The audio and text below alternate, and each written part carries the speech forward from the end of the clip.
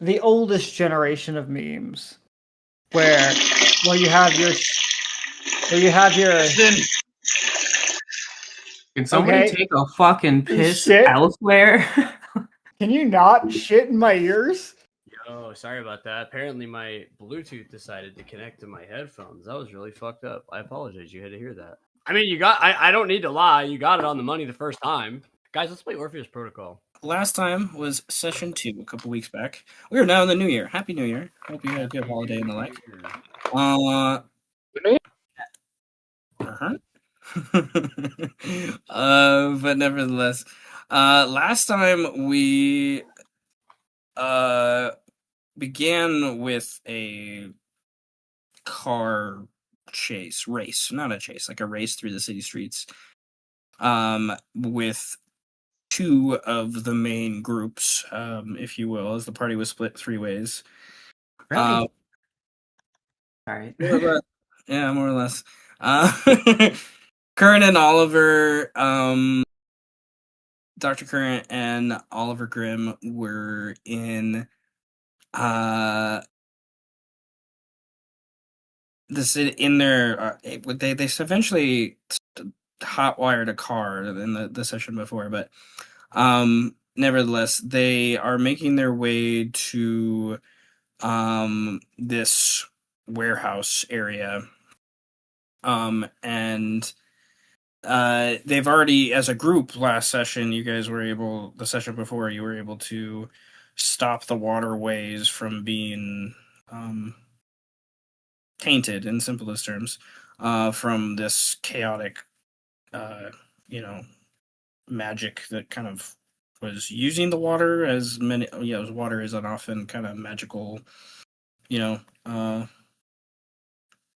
what's the word, conduit. Nevertheless, you guys have these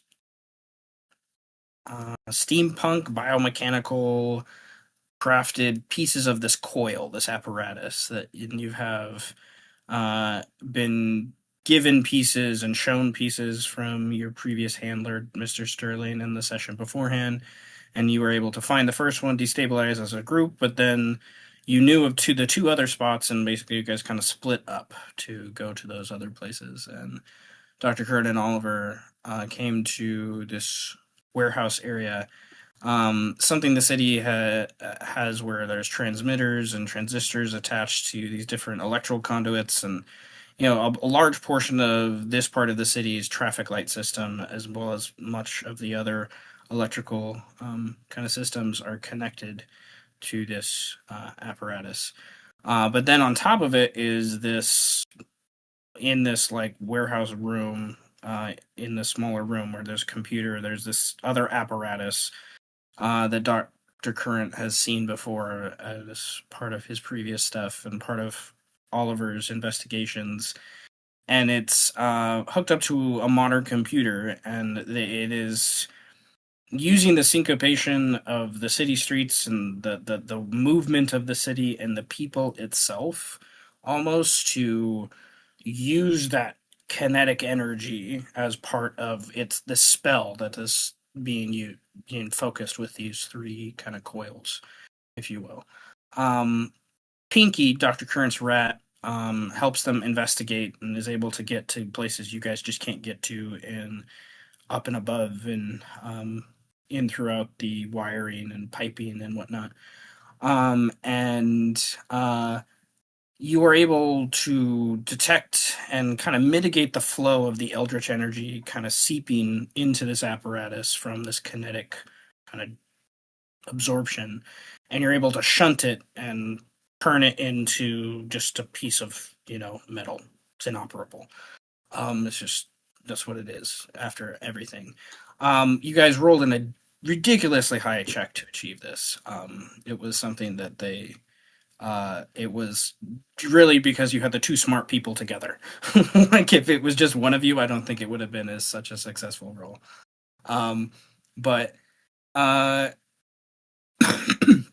they kind of try to take some roleplay moments where Oliver, who's kind of sees Dr. Curran as an idol of his, and has Dr. Curran's old ledger that was left in this library through his grandmother, different, been passed down through many positions since the 1960s ish. Of his research, Dr. Curran's research, and Oliver is often interrupted by different noises and things that happened.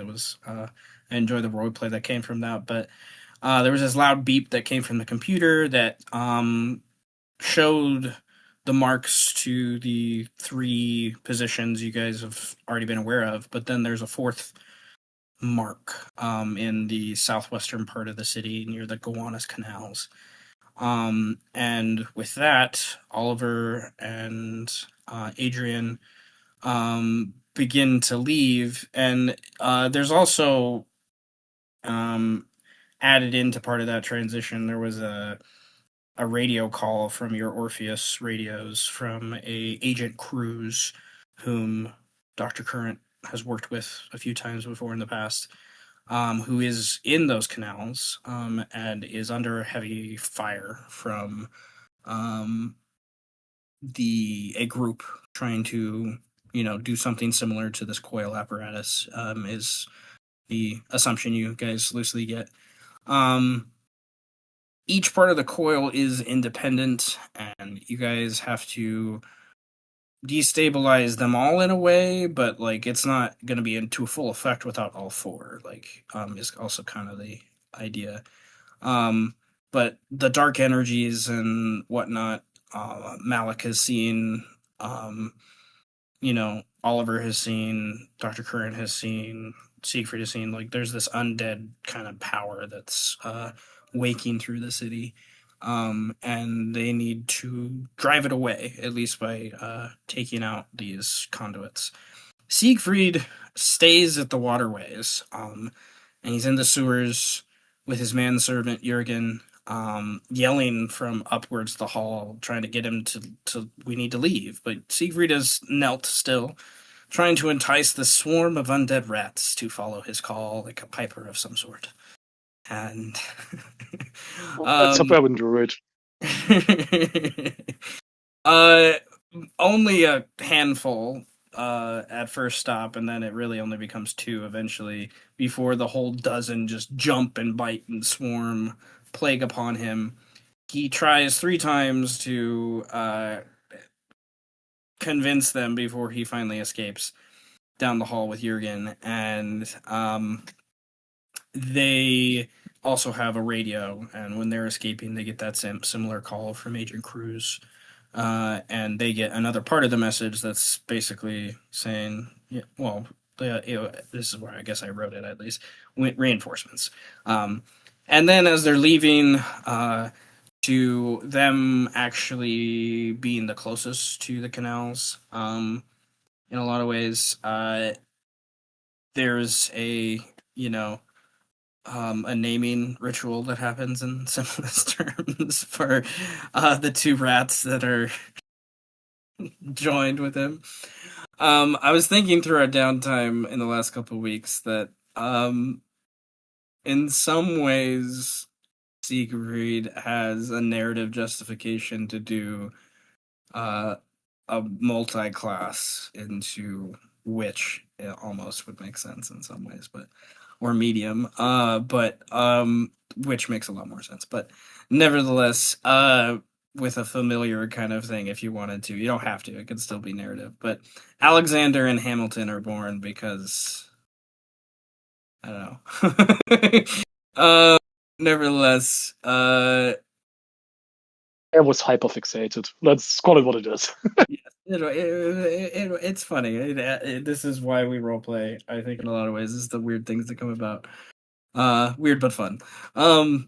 Finally, we spend some time with Luther and Malik, as they return to the power grid control that was nearby the banking district, financial district, where they initially all met together in that office building.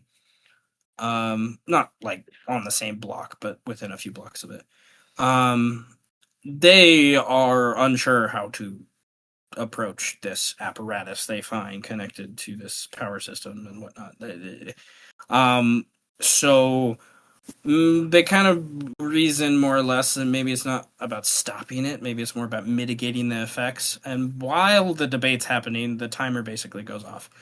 And the apparatus explodes, and there's this large puff of energy and magic, and you guys shield each other with your various abilities, and in so doing, you're able to kind of absorb some of the blast from affecting so much of the surrounding area and the buildings and whatnot from crumbling, but it still heightens the masquerade level that we talked about at the beginning of the campaign. Like the city is on high alert right now. In simplest terms, there's not like chaos happening where martial law is hit, but there's a lot of like, holy crap, what the hell is happening in these last 24 hours. There's a lot of stuff on the news and streets and people like just locking up and scared and the like, right?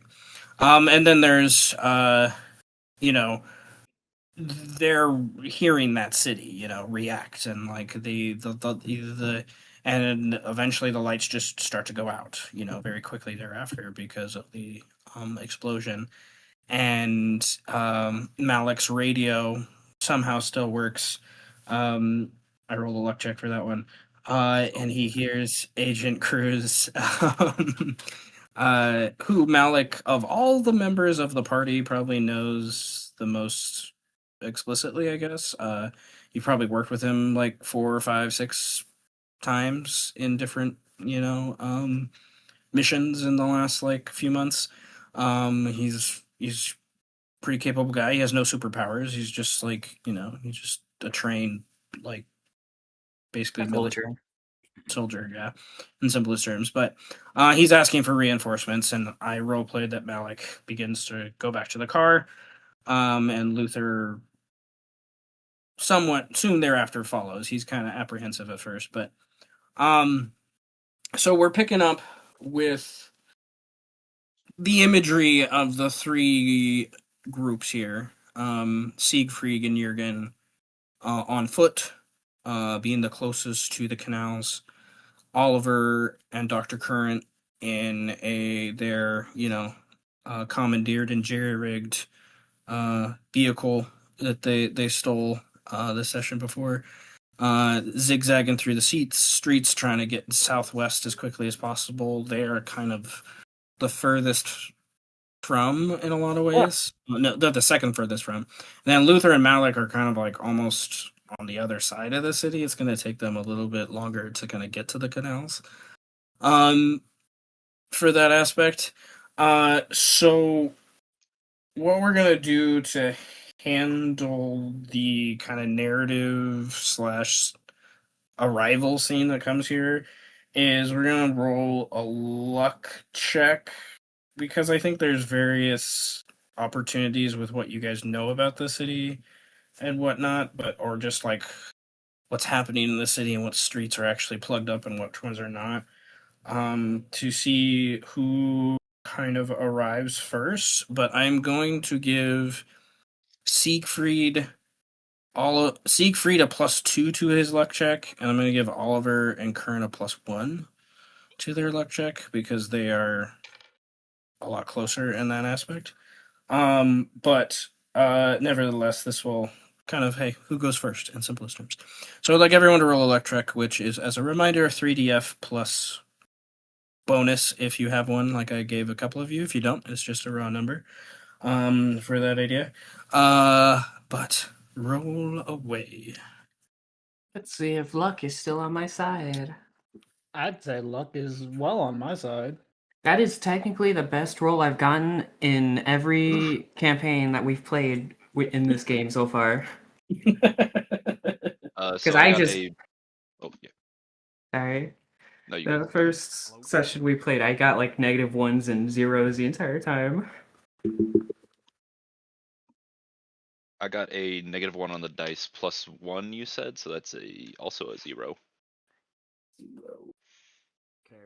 I rolled a 2 on the dice, and you gave me a +1, so I have a 3. Damn it. We lucky today. I'm trying to roll on my stupid phone, but every time I hit send, Discord just keeps adding another dice, and I can't do it. It's stupid. The fuck? Wait, Okay. don't we have a No. car? Wouldn't a car make us faster in somewhere? Not if we're like on the other side of town. Well, yeah, but like, I don't know, we try to shave a few seconds by going on the sidewalk or something, you know? Free points. I Oh will yeah, the say, sidewalk of New York okay, City. I That- will say if you're willing to up the masquerade level by 1, then I will let you do that and give you a bonus to. I'm the one. No, Well, thanks. no, you got since you got the no, you're at the wheel. So that's on. Yeah, That's even up at to the you. wheel, I would think no. Let's not drive on the sidewalk and hurt people. You might not hurt someone. It depends on. I'll joke about it, but I will not do that. That's hilarious. Or Malik wouldn't do it. Luther Okay. certainly would punch you if you tried. Good. All right, Siegfried. My character wouldn't. Siegfried, he really had, there was a small chance you wouldn't be first, but it's also what's going to happen is kind of placement of like where, and if you're together, the higher of the one will kind of lend itself to placement. But the luck, I'm going to kind of average together. So, You telling me I gotta get brought down by a fucking 0? God's fucking damn. Can't have shit in Detroit. Well, actually, that means Brandon's roll of 3 gets brought down even worse since it's averaged with a 0. And if you think Oh, about we it, we have a averaged car, it. so we should just be there first. No, I'm kidding. Well, they have a car too. They have a Oh, car. damn. Sir. Brandon, what is our car, by the way? What did we get? Like a shitty van, an unmarked white van or something? You Yeah, think? we had to grab. We're all in Accord. I don't know it. It's the '80s, bro. It could be anything. Like probably it's like a station wagon or something we jacked. Like I don't know what the fuck we're driving, Probably I a don't station know. wagon or some shit, yeah. but it's New York, so like nobody It could drives. be anything. That's why I was thinking like an unmarked white van. Like this would be something that people were just like moving shit in. Yeah, it's like oh cool, the keys are in this. Oh no, we hotwired it. Wait. Yeah, you hotwired it. Oh shit. We had to roll for luck to see if the Maybe keys we- were in it. Maybe we did to steal Okay. the van. Okay.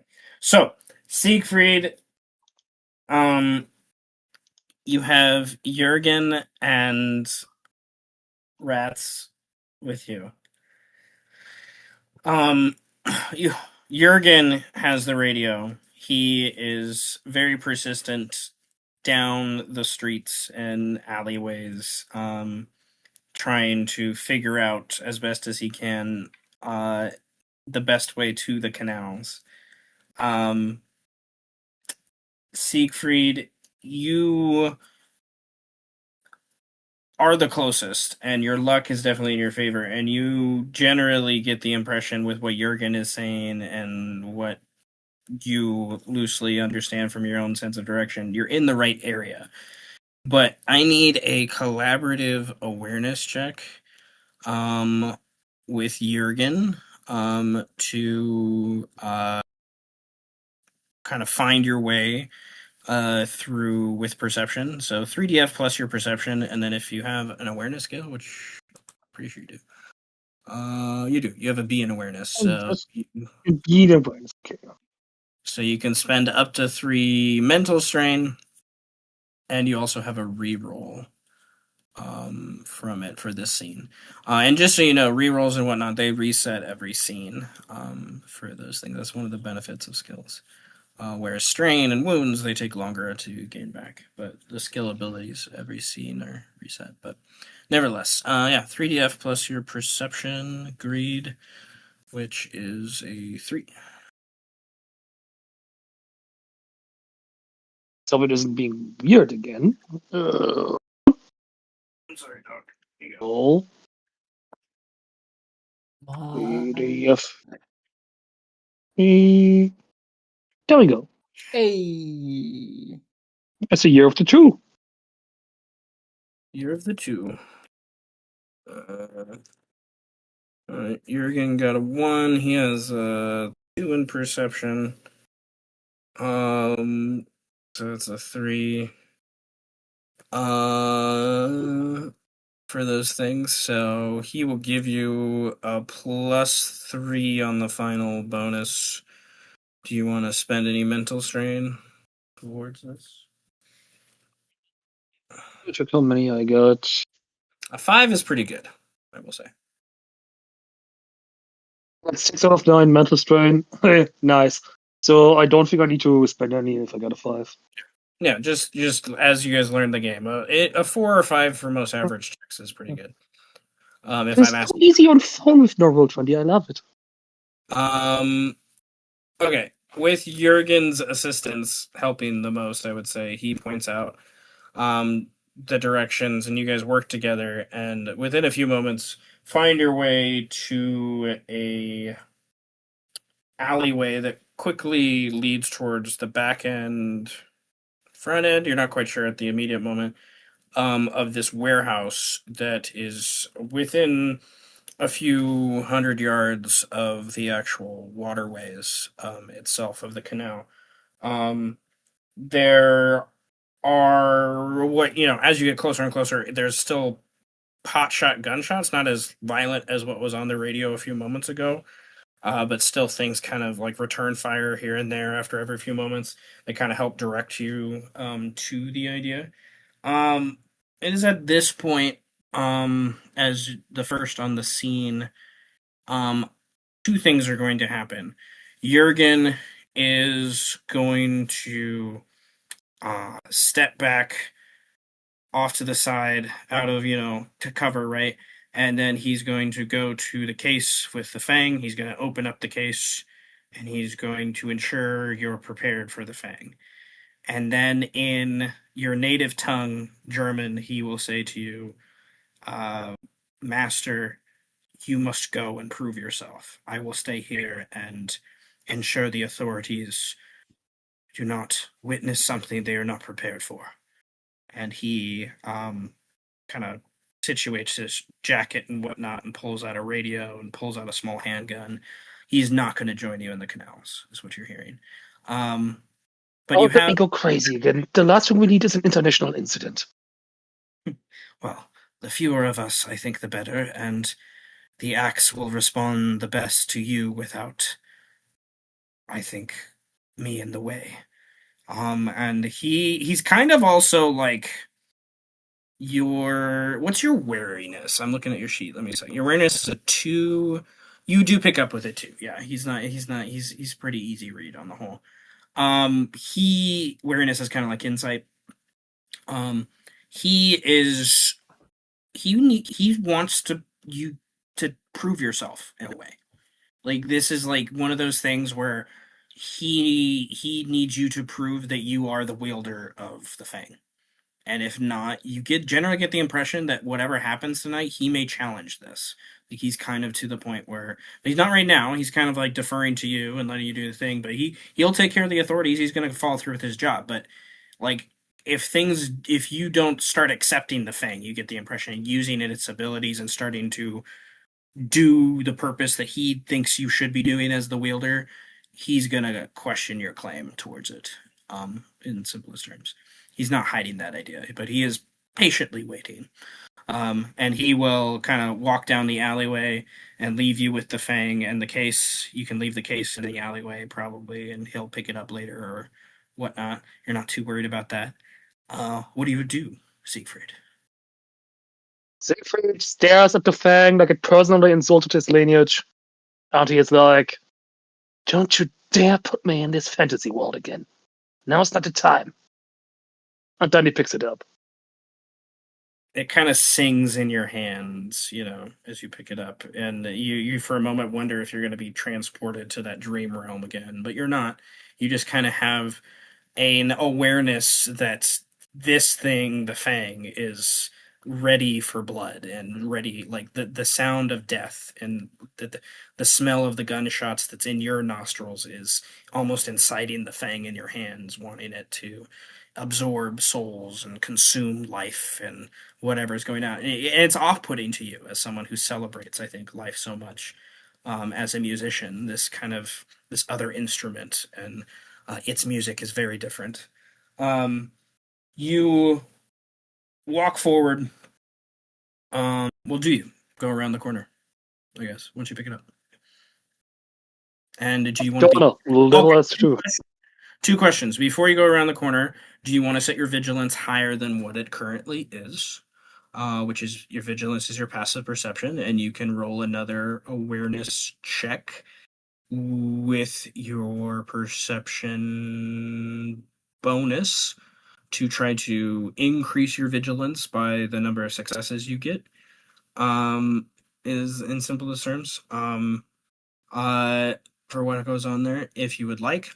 Or you can keep it as a 2 to conserve mental strain, because there's a good chance you'd have to spend more mental strain for that.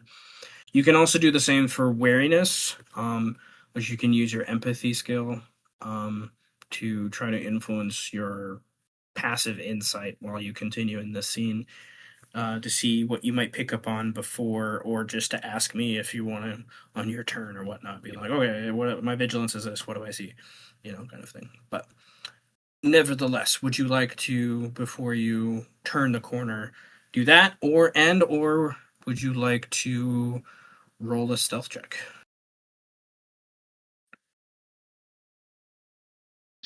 I have no stealth at all, but might as well try, eh? You have a +3 in dex, so you could still roll pretty good, and you can only spend 1 strain on any check.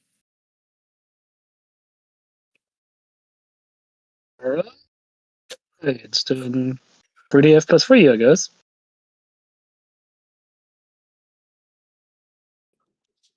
Hey, flat. That's pretty good. Hey, I'm taking it. Fuck it, we ball. Okay, for a 3, do you want to spend any physical strain to increase that, I should say? Because it's all about whose vigilance you're going against in the immediate sense. If theirs is higher than... I've got plenty of physical to spare, so let's go with resource management is going to be the death of me. 2. Okay. So up to 5. All right, cool. All right, so your vigilance is a 5. You can notate that somewhere in your sheet for you to remember, and that lasts until we're done with this scene. All right, as you come in with a 5, which is really good, you clearly can pick out, you're at the kind of front entrance of this very modern warehouse, and there are, you see a big, large opening door that's kind of facing towards you, and then loosely around the corner, about another 20-30 paces, you see another smaller, kind of also raised door that kind of, top to bottom raises up from some mechanics inside. There's a guy at that door who is in the process of reloading his rifle, automatic rifle, semi-automatic rifle. And there are other men and whatnot inside the warehouse yelling and obviously directing towards where this man is. Next to where this man is and is loading, there are 2, and then a third one further back behind him near the gate, another 20-30 paces behind him. 3 bodies of agents. You're wondering, like Orpheus agents, people that were with this guy, like they got they got percolated. They're they're punctured all through them. And then with your 5, you see behind the warehouse is this gate system, modern gate system, barbed wire and the whatnot at the top, that kind of circles most around towards the back end that eventually meets up with the dock and the water. And on the far side away from you, that gate system continues, and there's cars and whatnot. You hear engines being revved and things. People are getting ready to, escape or do the like. And then that's kind of east of your position. And then what draws your with the 5 though, another thing you notice with the 5 is further west of your position, near the docks, you see 2 figures running at full sprint and then hopping over the small railing and gate that leads to the dock. and then as they're hopping, they're kind of turning easterly to use the dock to try to get somehow maybe even dive in the water and get behind the gate to get to where the warehouse, whatever the warehouse gate is protecting. You, for whatever reason, you just get the impression they're with the guy because they're like the similar dress, like they have these similar black kind of smock draped kind of cloth. These three people do have on them, and you don't see anyone that would make you think Agent Cruz or whatnot. And then you hear, and you didn't need a 5 to hear this. While you're looking, the last thing you do before you can react is in the gate, in like the backyard of the warehouse. That there's all these boxes and whatnot, but there's this weird structure that's made of like bronze metal that's been set up back there. And you hear a male voice scream in pain at the top of his lungs. Just utter, just blood curdling, just oh my fucking god, and just scream. So Siegfried, what do you want to do? I'll give you one action before you have to roll initiative. Made the decision of what to do a little easier. Siegfried is less us versus them and more really morally conflicted on what the fuck to do right now. The Fang just wants to kill people. That's all you get the impression of. Yeah, and Siegfried is telling it to shut up. So let's hit the guy with the rifle with the blunt side of the axe. Aim to knock him out. You will need to get closer to get to him, which will take some actions to do so. So I will say I'll give you a speed or stealth check to try to move closer to him before we have to roll initiative. I'm going to. He would not. Yeah, he would. Yeah, he would. He would.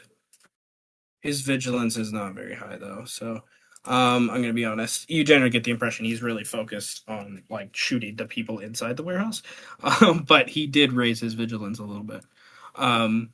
So if you want to roll another stealth check, you would need to roll another stealth check to get close to him without him seen. You might be quick enough to get to him if you roll a speed check. You probably won't get to him if you roll a stealth check. Oh,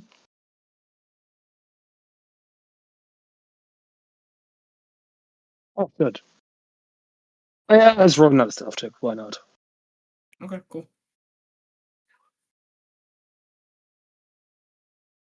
It was. 3D plus. Oh, is that a 2? That's a 2. Okay. I'm giving the 2. You're keeping the 2. Okay. Then I need to. August, I'm trusting on that. I need to look at. Let me look up one thing. Remind myself of another thing.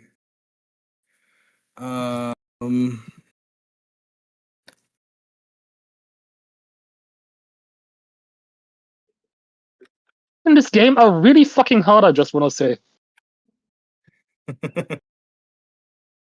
That's funny. What? Okay. Like, it was easy to decide, yeah, I'm gonna try to adopt rats, but the choice of killing and not killing people? Why are you putting me in this situation? I'm just a musician.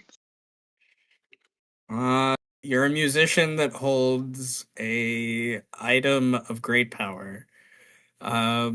So be prepared.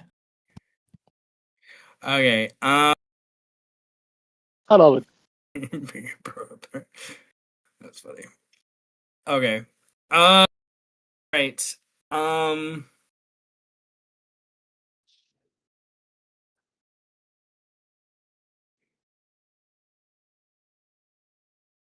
The guy. Okay, you move quietly towards him, and I want to say that it's not really you, but there's something about the axe that, and it's not even audible. I think it's something that it's also kind of because of like what this guy is, one of his subclasses is.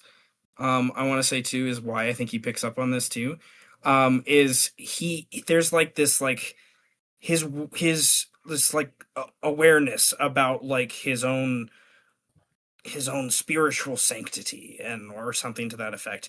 And it's when he turns, he's not looking at you, he's looking at the axe, and the axe is like absorbing light for the briefest moment and like trying to make you darker, you know, in a way, and try to help you, but now it's drawn attention to you is kind of what I want to narrate for that idea. And he turns to you and he's just shocked. He's just like he thinks he's trying to jump, you're trying to jump him, right? So he's going to with a modifier, a negative modifier because he's kind of surprised, I think. But you did fail the check. Let me remind myself of thing. Conditions. Why isn't it on that one? That's lame. Well, whatever.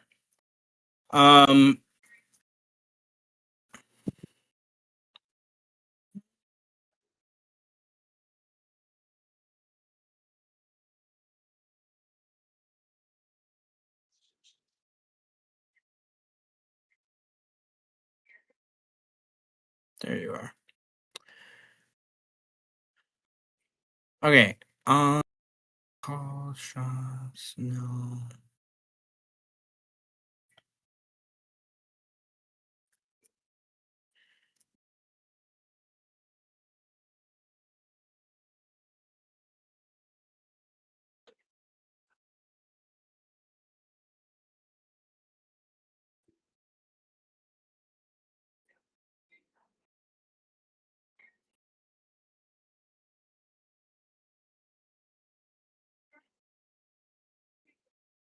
Okay.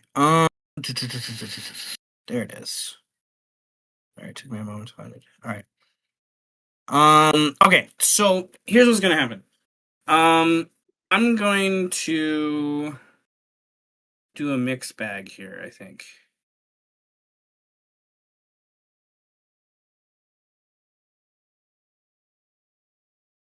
I like it. Okay. So, all right. I'm gonna say you loosely surprise this guy because of what I've narratively described. But I'm also going to say because of who he is and the situation that he represents and what you don't know, which I love. I know you don't know, but hey, it is what it is. I'm going to impose the first memento mori in game.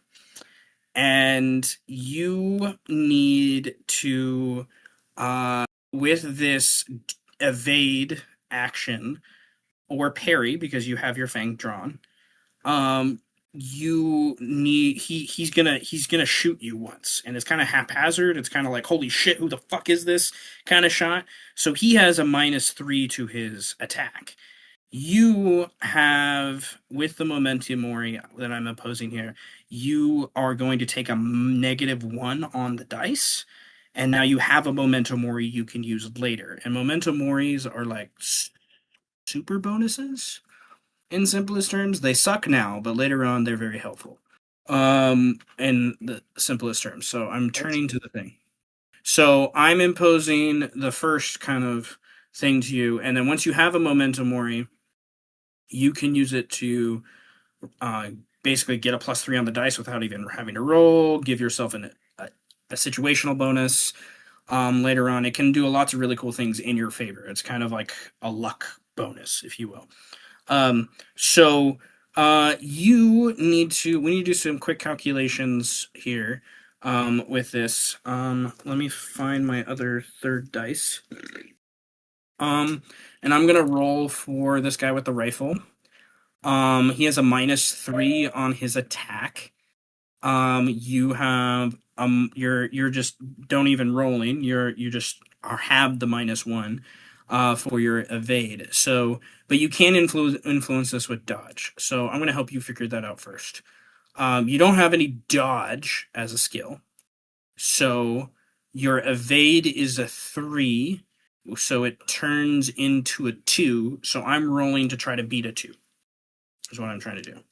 And then in your box for Memento Mori on your sheet, you can put one in there, as you have one that you can use for later. It's kind of like a weird bardic inspiration if you think about it, for things, but they last until you use them. And I have a pool of them for that idea. So I just rolled and got a -1 on the dice. He's at a -3, so that's a -4. His ranged attack is a 2, so that's a -2. He doesn't know who you are at all. So I think he will use his reroll. He's worse. Okay. I don't even have to roll. Lucky me. Is worse. So that's a -3. I think he's just gonna leave it there as he tries to like move it, and like the gun almost like as you know automatic rifles do, they kind of like bounce in his hand. That kind of bounces twice in his hand as he turns to you, and it's not really a pointed shot. It's just like who the fuck, we're gonna have you then and him then roll an initiative for the start of the combat, and then I'm gonna once we account for that, we're gonna go to the next group of people. And So 40F +5. okay, he is rolling at 6. I got a 1 on the dice. All right, so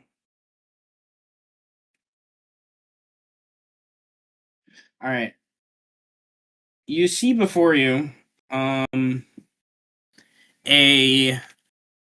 man in his 40s, probably later 40s, with the gray. You see very, very greased hair, black with gray streaks.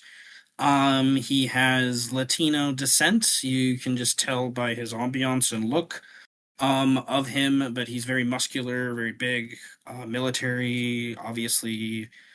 You think you see like a Marine or something kind of tattoo some on his arm. He has that like smock, like drape black kind of outfit on. For whatever reason, it makes you think of a priest, even though it doesn't like obviously look like a priest. It just makes you think it's priestly, just with how it's like slick on him, and then the way the collar kind of gropes around his neck. And he has that big ass, rifle that he just like finished loading and then shot the first 2 shots at you.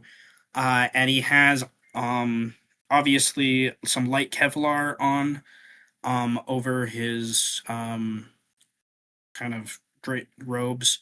And then there is a on his hip, left hip, hanging by a hook, a silvered and gold filigreed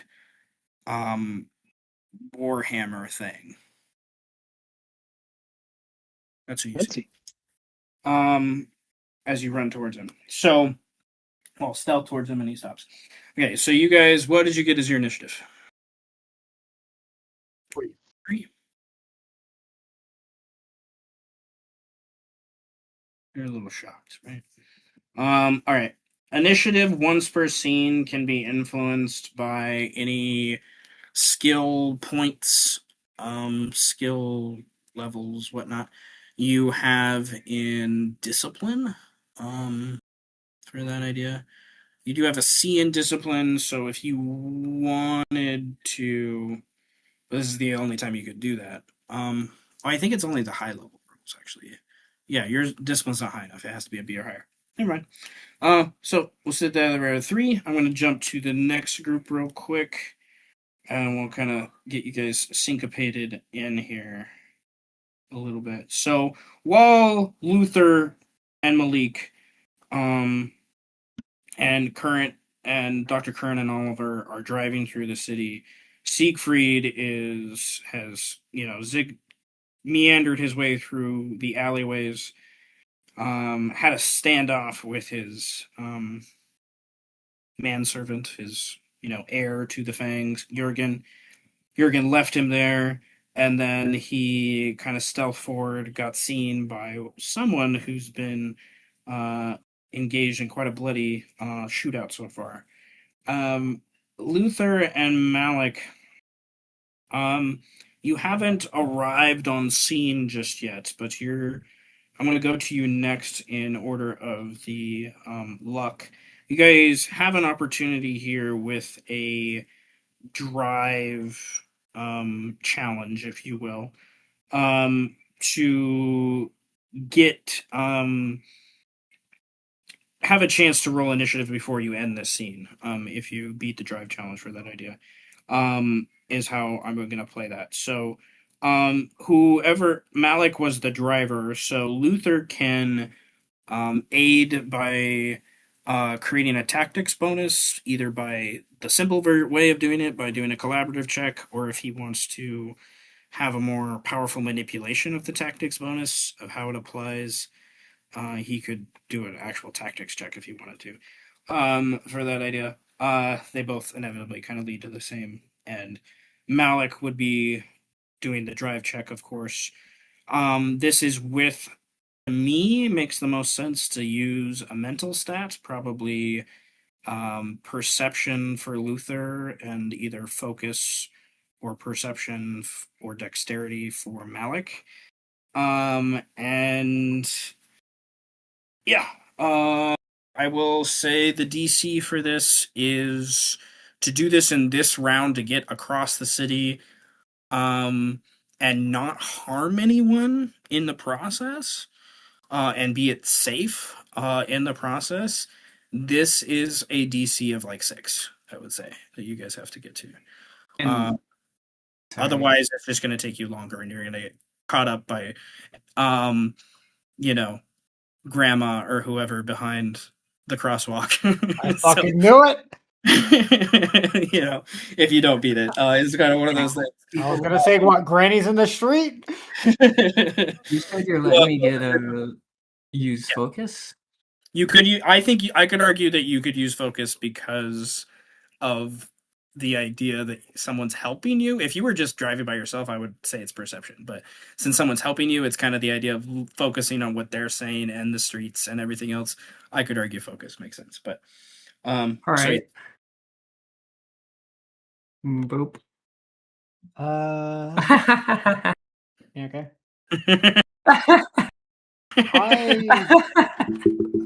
I don't think I need to do anything.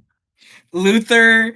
Okay, so what does Malik do at the very beginning of this scene to prove to Luther that he just needs to sit back and turn up the radio and just listen? Are we already in the car or getting in? You're in the car. You've been driving for a few minutes already, like 10 minutes already.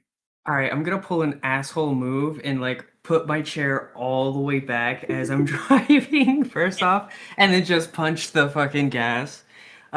Obviously, I'm gonna obey like traffic laws and shit and try to like with the 7, yeah, be orderly. But I'm gonna like rush every chance I get and like avoid authorities at all costs. If like I see a cop, I'm gonna be civil. If not, we're going. I might clip a few turns too. Malik, I would like you to roll a luck check, as part of this action for not necessarily a cop chasing you, but you being seen by an authority in this aspect. Any No. This is just 3DF. All right, I'm not a hero. I can't make it whatever the fuck I want anymore. Minus all 1. right, gnarly. All right, okay, so not like a big deal, but I think it's that obvious scene where I want to add to the layer of the grandma. You get caught at a stoplight with the grandma, and then as soon as she's off the side, she's not fully on the road. You like zoom past, and then on the 2 blocks down the street from that position, only because you stopped because of the grandma. That's the only reason why. If you kept going, you wouldn't have. You see, there's a cop just strolling through an alleyway, just like, doing his thing, and you just right in front of him, and it forces him to brake, and he gets like plugged into the alleyway and stopped behind some trash cans. He can't follow you by any means. Oh yeah. But it's on the radio, for that idea. Is the least for that idea. So, and they're zigzag. The 7 is ridiculous. Like, for a Let's drag go. I love it. I feel like to add to the 7, Luther would just look at him bewildered by it and would ask, are you a local around here or something? Oh yeah, kind of, definitely. Why? Hey, you might want to put your seatbelt on, by the way. I know you're a little big, but come on, try to fit it. My seatbelt's been on the entire time. Good, good. I'm not really looking to make sure. I'm keeping my eyes on the road. Yeah, as you're Yeah, leaning just, back. just sit back, relax. Don't worry about it. Oh, watch out! Brakes a little. Oh, don't worry about it. It's all good. We missed it. Don't ask what that was. That was child. No, it wasn't. Sure, yeah, keep telling yourself that. It looked like something else from here. You are leaned back Sorry, what? I can't hear 145 you. degrees. I'm already on. I'm paying attention to the road, buddy. No, I'm sorry. No, let's keep going. I don't know how to talk to you. I'm just gonna stop. You don't talk to me. You work with me. I love it.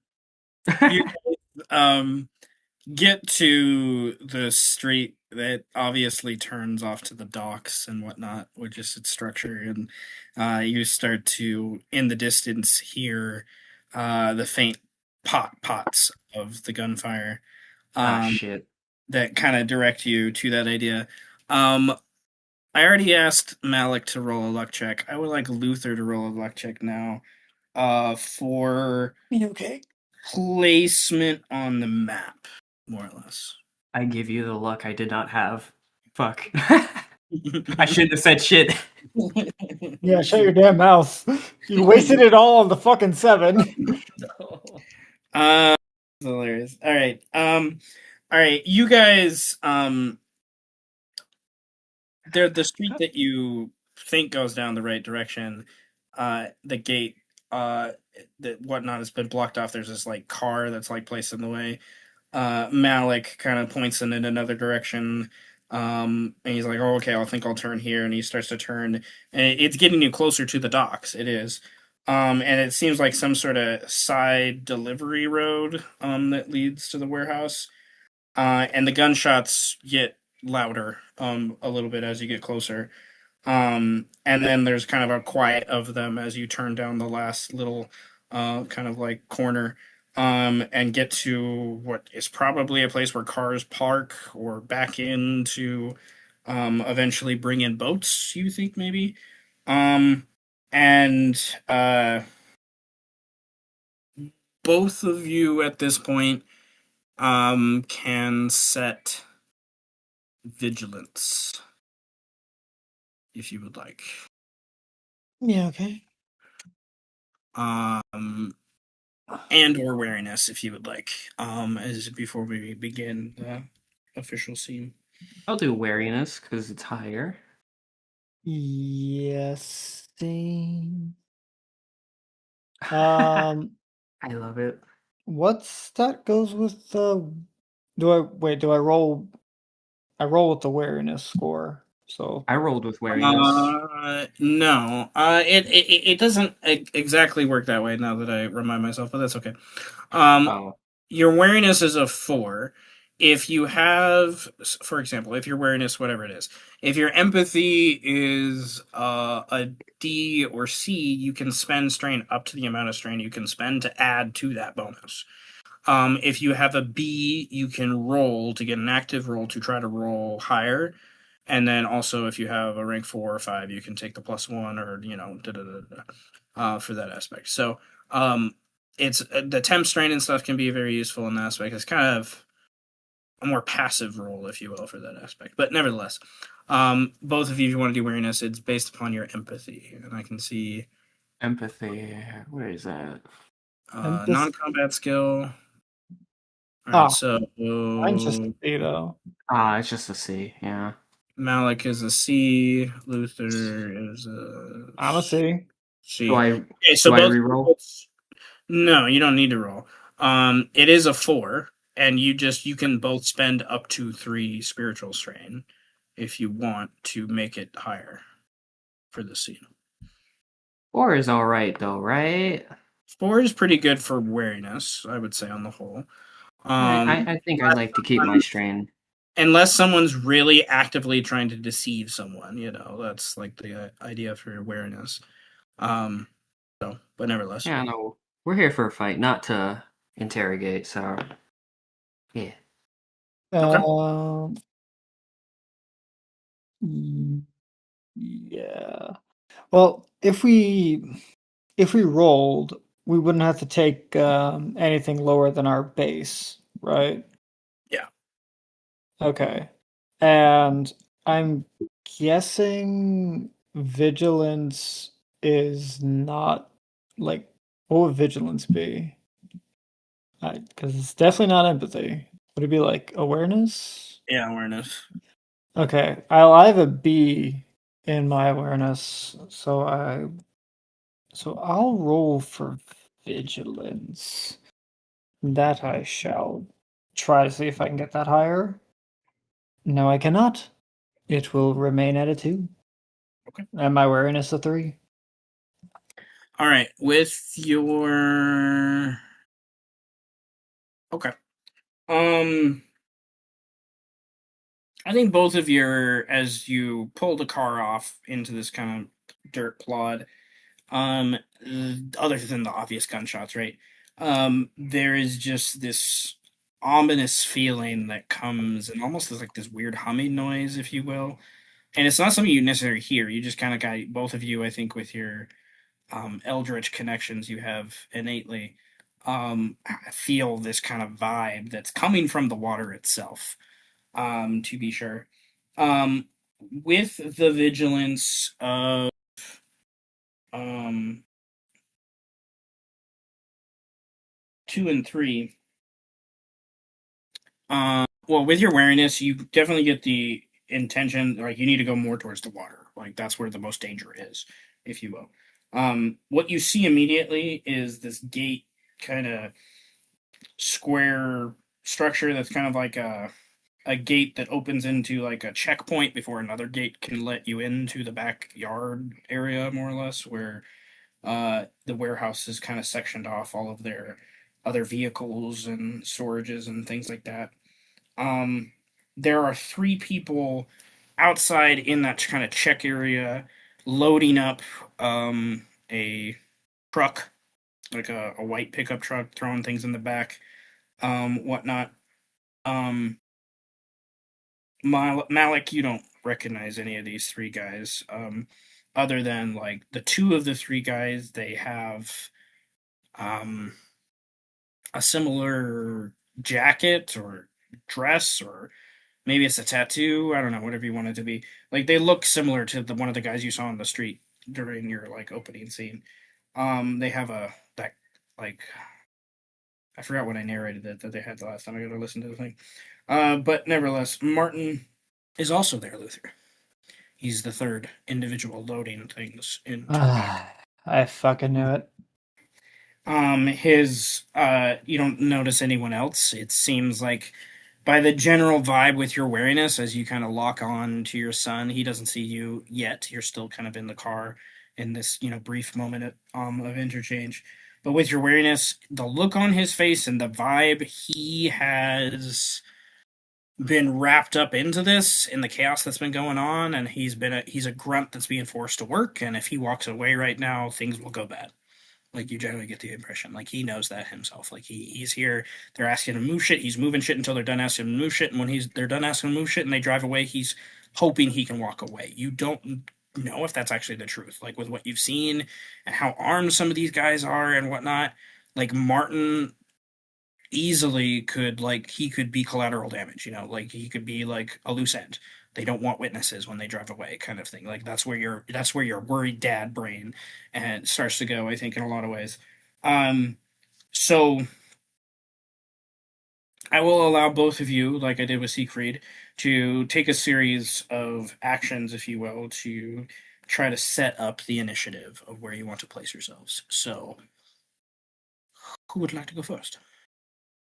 I think I could start it out by saying something, not necessarily doing anything, but just saying, as we pull up, all right, let's fuck these guys up.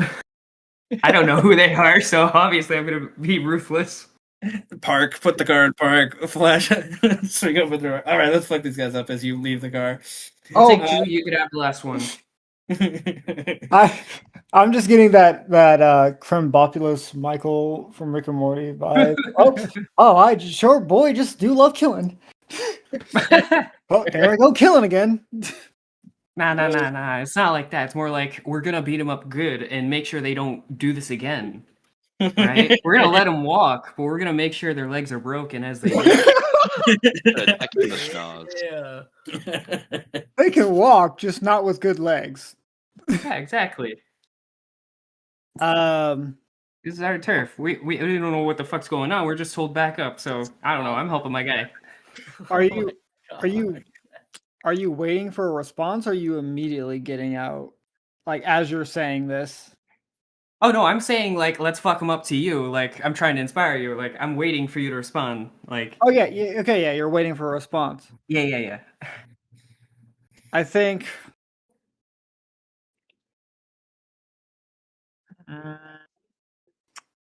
nah, I think I'm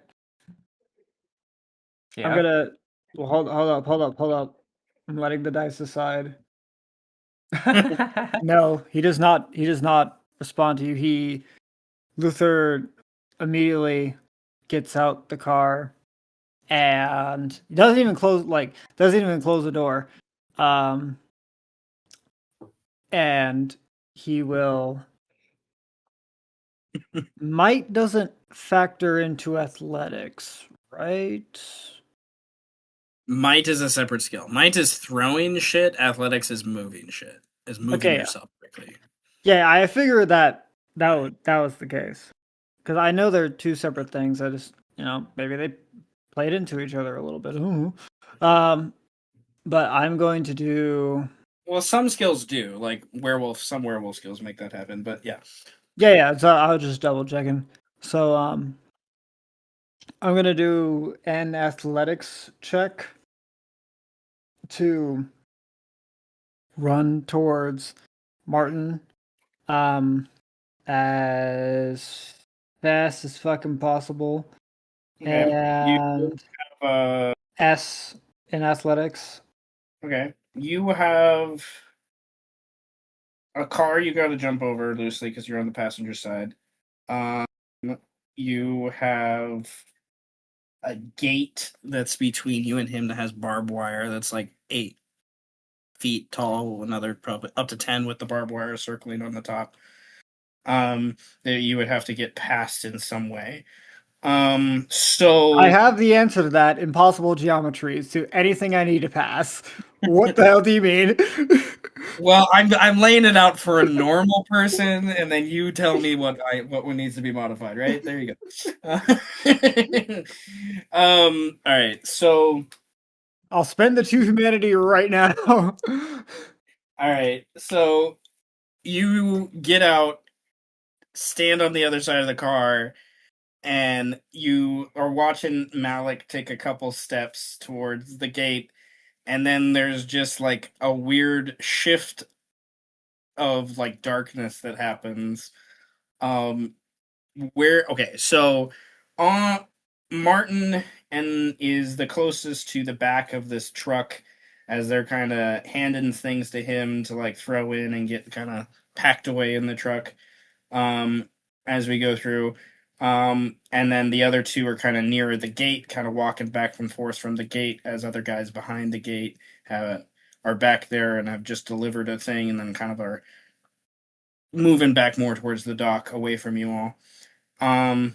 As Malik and Luther do react, you guys see as you kind of stand and like look more, there are a group of guys running away from you all, not in reaction to you, but towards the warehouse to continue the gun fight that's happening in the warehouse. For those things. So, all right, roll me a stealth check. Is how this works, if I remember correctly. For impossible geometries. Ew, I am not that stealthy. No, you don't have to Uh, roll a stealth check. He's rolling a Oh. stealth. Oh, all right. Well, it says I spend. So for impossible geometries, I spend 1 stress for +2 for the scene remainder, and I'm not limited by physical terrain.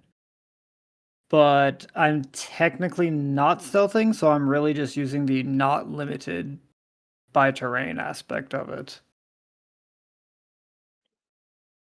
So I'm more so what I'm trying to run and using impossible geometries to slip through things as I'm running.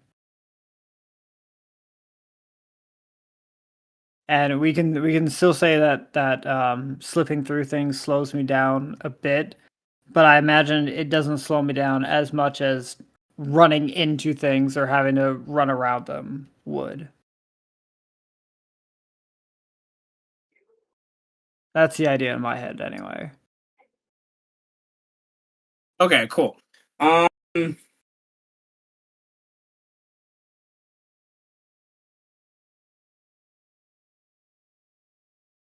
think I was still like some sort of check to see if you can do it, to see if you're on the other side before initiative starts. Like, are you on the gate with him, or like, are they able to react to Malik and you getting out of the car before you can completely jump to the other side? So, roll a stealth check versus their vigilance to see if they do, just to see if they like see you move, you and not Malik. That's how I'm gonna Okay. handle. Okay. Um, Well, with my plus, I wanted to use this for the athletics check, but I could use it here. So I have a fuck all in stealth, so it would be a flat roll. But impossible geometries gives me a +2, and I will also invoke my leave nothing to chance bond. Uh, as I am not, as Luther does not want to risk his son getting into any more danger that he's already in. So I'll also get. Okay, that's not too bad, I guess. Okay, that's a 3, and then let me mark down my core. And then stealth is a physical, so I will pump 3 strain into that to make it a 5. Okay. Where do you want to be?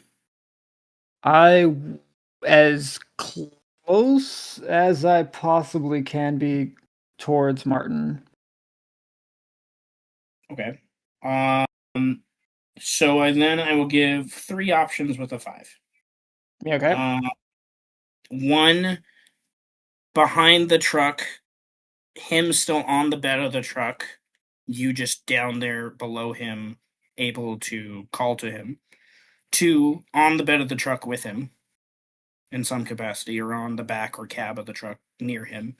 Or 3, inside the actual cab of the truck may be able to drive it.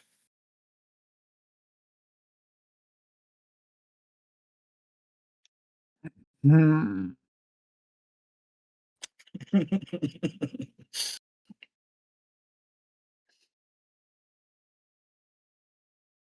Nah, he's in the truck. He's he's in the bed of the truck. Because I mean I'll just immediately say what I mean. Well, I don't know. The goal is to body block his son. That is the goal. So Okay. Okay. That's good. Okay. All right. You get in the bed with Martin, and you're kind of like further to the back of the bed, but kind of more to its right side of the truck, so kind of in front of him to the placement of where the other guys are coming back and forth from the gate with the boxes and stuff that they're bringing to Martin to load. In the immediate moment, their backs are all turned, even Martin's, when you kind of land in the bed and just kind of appear there. Malik, you see Luther in the bed of the truck. He's just there. He was behind you. Like, what the fuck just happened? Like, he was just behind you. You didn't see him run. What the fuck? Like your brain's a little confused there for a second, but whatever. By this point, Fast man. indeed, Malik, I will give you one movement action, or if something you have at range. If you want to do something at range, you can do something at range. Before we have you to roll initiative. Yeah, I do have something at range. I'm gonna point my finger at him and, just finger blast him. Eat light, bitch. uh, I'm gonna do the soul beam. okay, so your pyrokinesis. Yes. You may target an entry within line of sight. Indeed. Okay, rank 1 or rank 2? Holy shit. Rank 2, just to be safe. Okay, so rank 2 will cost you 2 humanity. You're not technically in initiative yet, so you don't have to spend initiative just yet, but you do need to make a discipline check with focus, as it makes a vitality check with endurance. I presume you're not hitting the boy in the bed of the truck. Nah, big man's got him. Okay, Obviously, cool. they're squaring up right now. Obviously, that's Oh, what's yes. happening. That's exactly what you. Yeah. So Uh, I'm providing covering fire, making like, sure they shit, he's get about their to- respectable 1v1. yeah, go for the guy with guns or something. Yeah, Well, yeah. then- No, I'm shooting the guy with the gun. Hell Yeah, yeah. I got a better gun in my hand. They My actual do- hand. Spirit gun.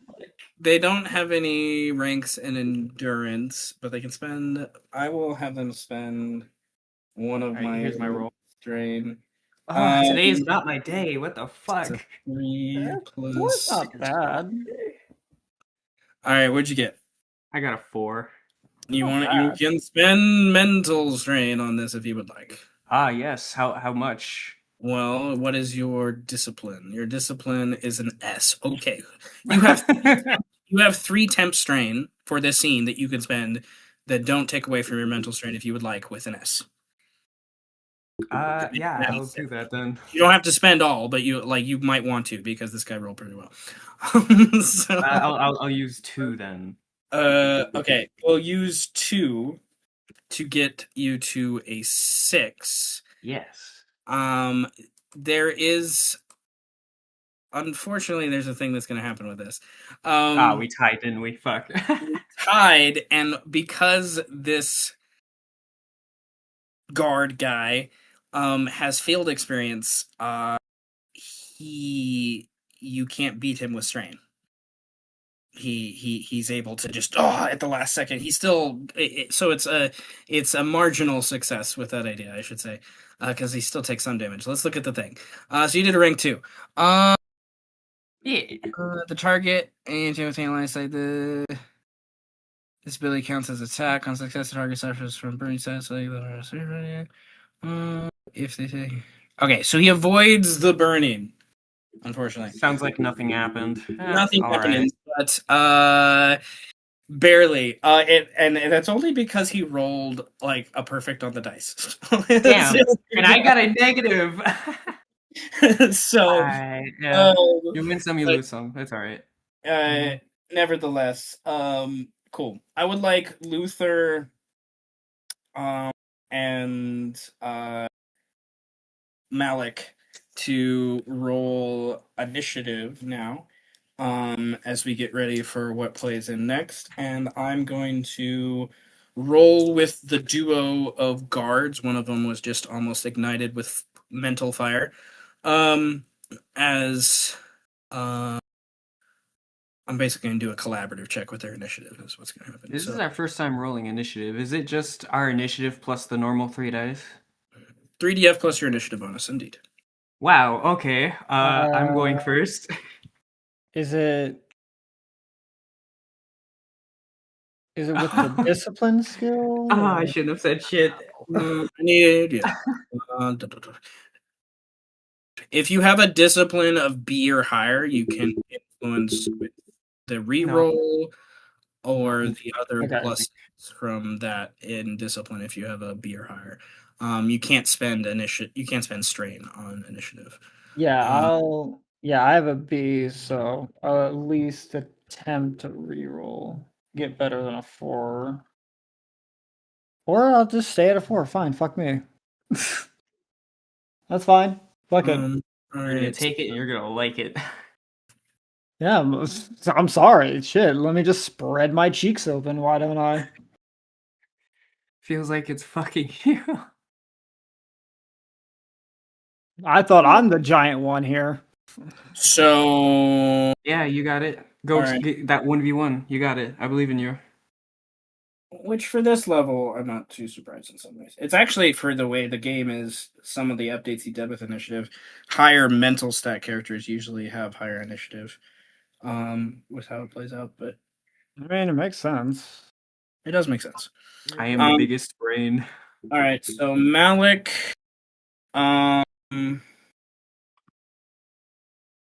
can someone? Well, I guess we could roll it. Malik, roll a D3 to see if you break a tie with someone else in initiative. It's that guy. I swear to God, this guy's gonna be end up being my rival or some shit. A D3? Yeah, D3. 1d3. Okay. 2. Okay, yeah, you go first. Let's go. Another one. Okay, and then Luther rolled a 4. Okay.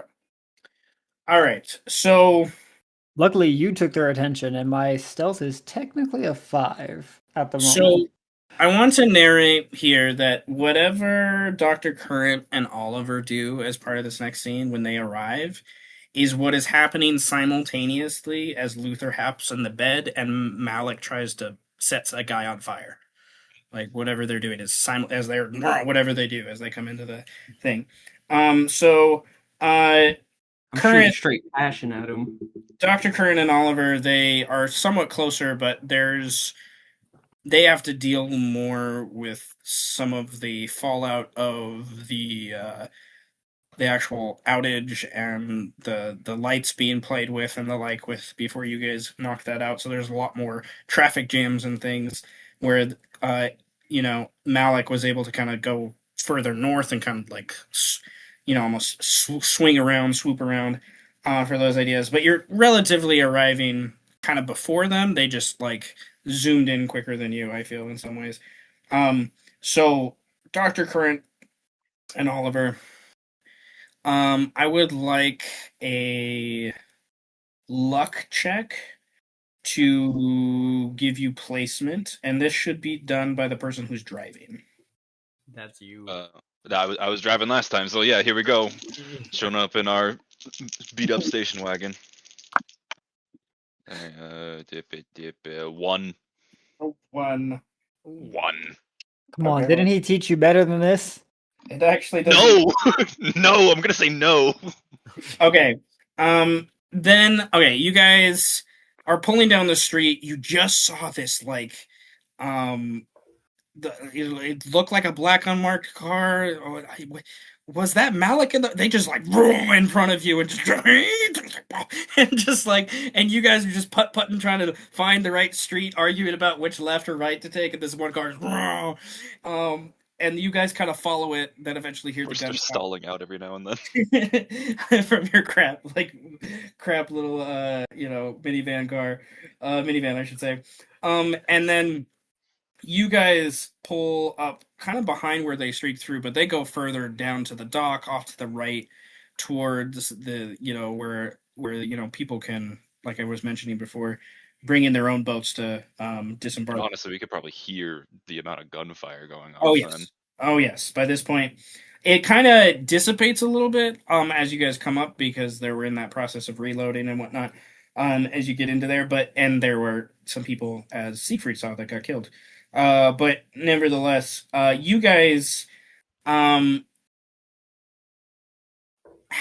a situational bonus because there's other things going on, to where if you wanted to roll a stealth check, I'd give you a situational bonus because of the other two already drawing attention from you all, three technically, drawing attention from you all. But nevertheless, it's kind of the main parking lot area of the warehouse is where you guys kind of pull up in, and there are, four or five other cars there, a truck or whatnot. And then there's this walkway that leads up to this main kind of big drawn up and down like metal warehouse door. And then behind it, to the corner of its right, as you guys pull up, you see dressed in dark clothes, not military clothes by any means, but obviously carrying, by the way the light flickers on their hands in front of them, weaponry of some sort, running towards the side door of the warehouse from a group of trucks, if you will, and cars that are behind them, parked in this gated area where they're unloading with some other people. You see these three people unloading things. There's one guy in the bed of the truck being handed things and the like. And in those brief moments, what do you want to do? And I guess you could set vigilance and stuff if you want to. That's the first thing. Well, I would like to set my vigilance pretty high, considering. Yeah, I'd like to use Spirit Guardians to just give myself a +3 on vigilance. So I'll spend the 2 humanity and have it at range. How does setting vigilance work again? Is it mental or spiritual? Vigilance is mental, wariness is spiritual. Okay, so can I pump 2 more mental strain into there to get it up to a 5?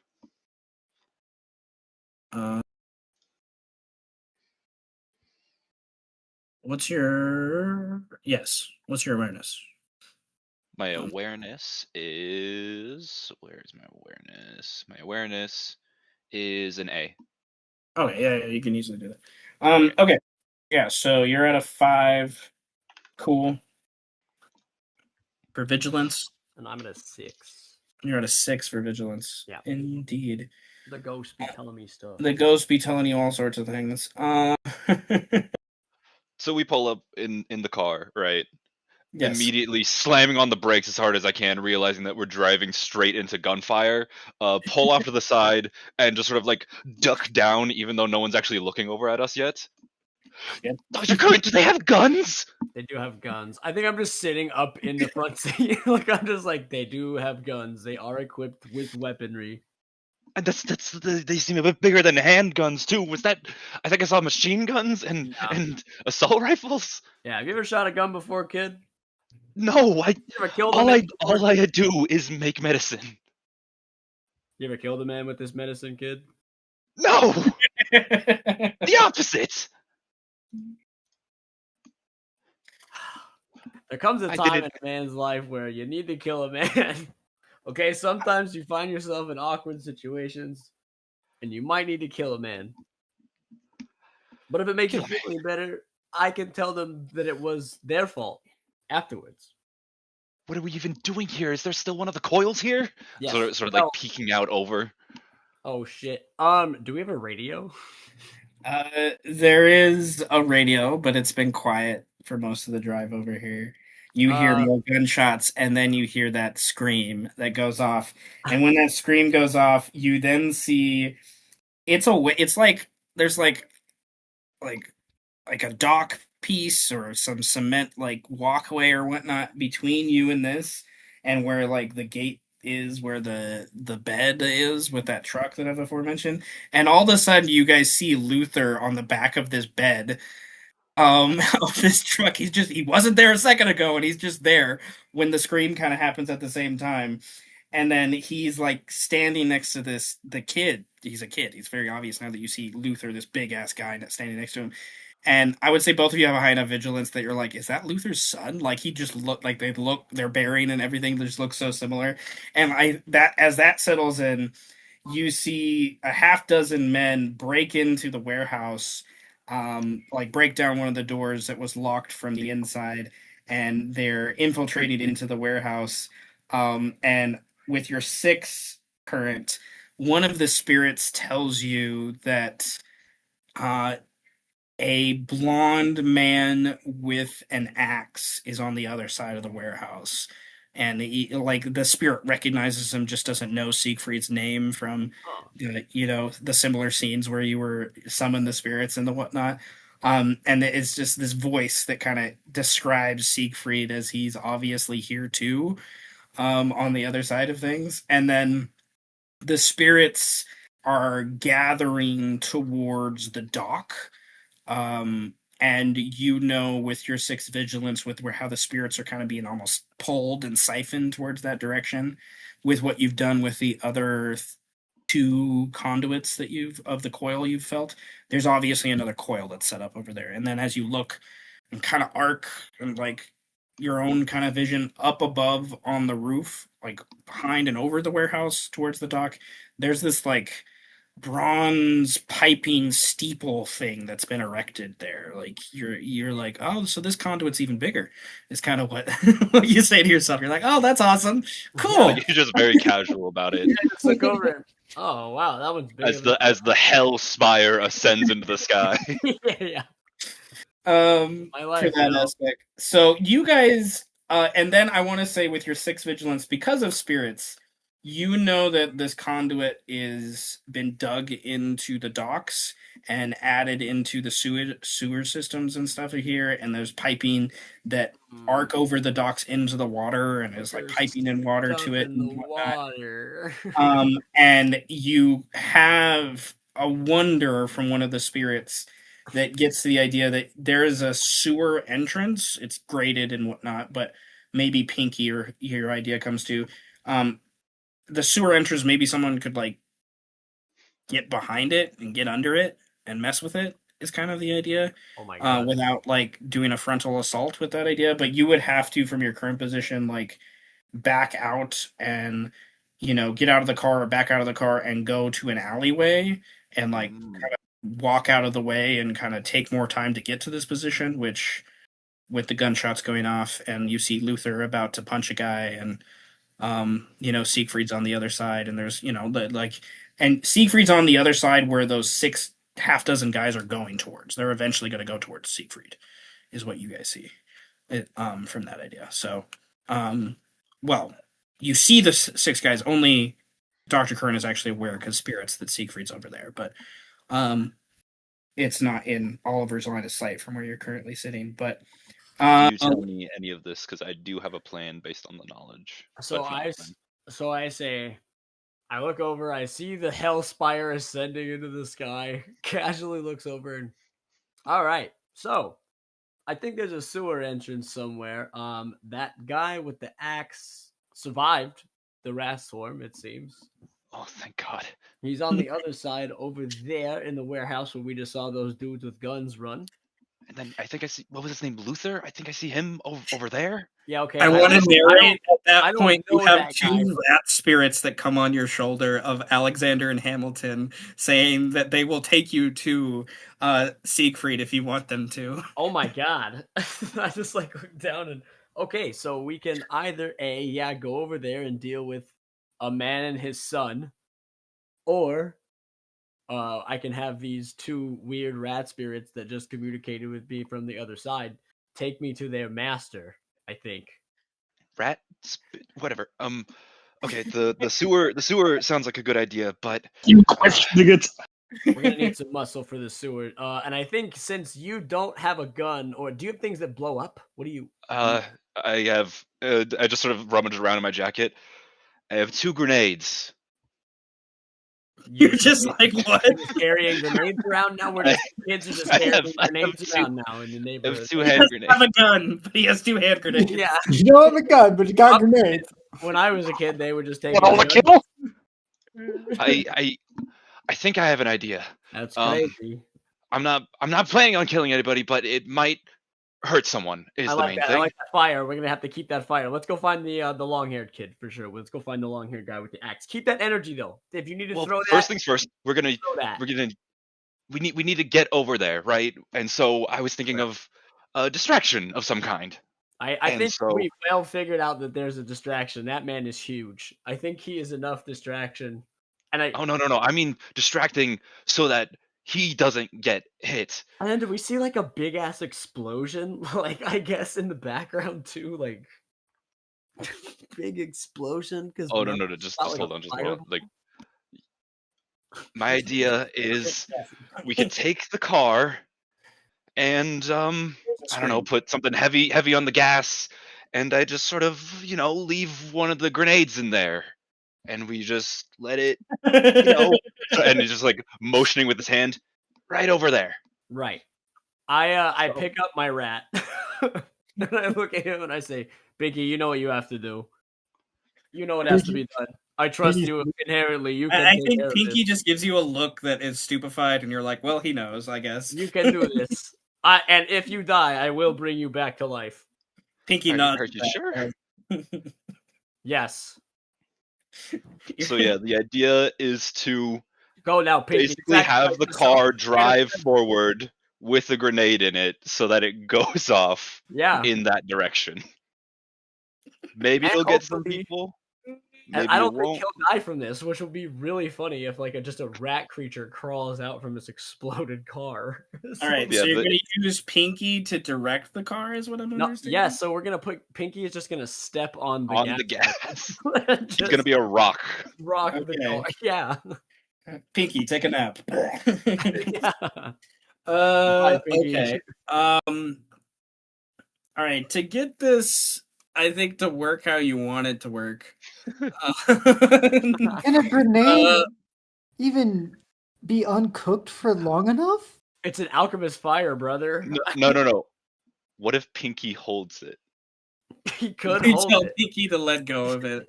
All right, wait until you crash into the wall, Pinky. I think just crashing into the wall will make it go off. That is hilarious.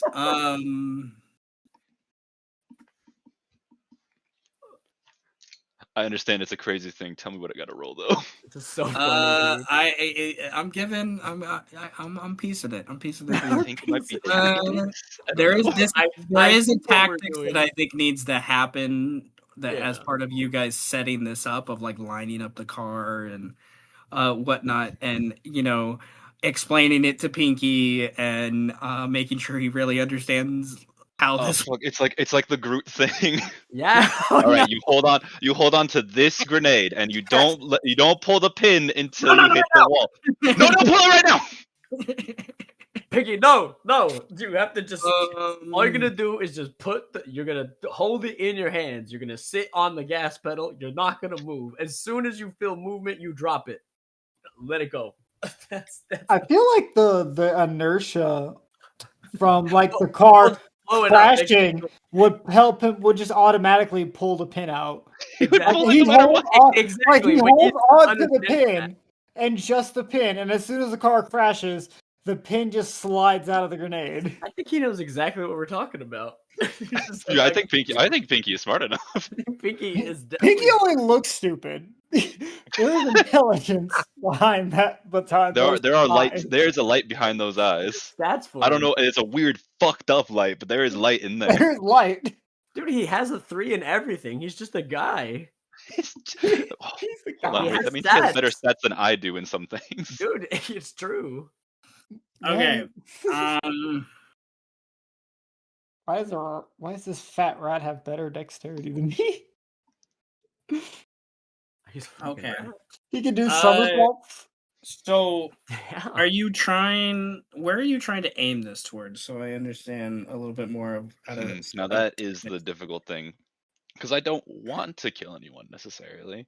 But Are you sure about that? I It don't depends care. on where you aim it. It depends on where you aim it. If you aim it towards a group of people, someone's gonna die. I think I'm every thinking time just that generally towards the center of the warehouse, where it'll be very like people will be able to see it because it's obviously going to be a car, you know, Okay. and so they Okay. could hopefully get out of the way. Okay. With what I described, then to add to that, I think what would make sense then is you would bring the car much more around to the front of the warehouse instead of the side where you see Luther and Oh. the other guys getting in. And then you can kind of cave in the front part of the warehouse to uh Almost like a battering ram. yeah, and it kind of forces the separation between Siegfried and the half dozen guys that are about to engage with him, if you time it correctly. So I think the tactics element is I need both of you. One of you needs to roll a dexterity or vitality check with drive to move the car in the right position as a tactics element. And then another one of you needs to roll a perception check with I don't attack explosives like ruthless driving skill, you know, like All right, is kind I of the think that idea. Brandon is better with perception because he's a bit smarter than me, so I need him to line up the shot, and I technically have higher dexterity. It's not very high, but I have higher dexterity, so I'll still be in the driver's seat. I mean, Okay, and the thought is that we don't have to, and we just let Pinky just run the shot. We don't have to sit in a car, right? yeah, We have to, but you still need to line it up Yeah, for we pink. line it. Oh, okay. You have to Um, oh no, I'm guiding you to drive it in. Okay. because part of the idea is if you want this to affect as many people as you want it to affect, the tactics is going to be how you get there. can I stay in the car for a little bit longer, just to line it up properly, and then use impossible geometries to phase out Okay. Now you're Yeah, that's thinking with for a portals. situational bonus? Okay. Now you're Either a thinking with situational bonus portals. or like lowering the DC. Okay. All right. Now that will add to your situational bonus. That's cool. Okay. All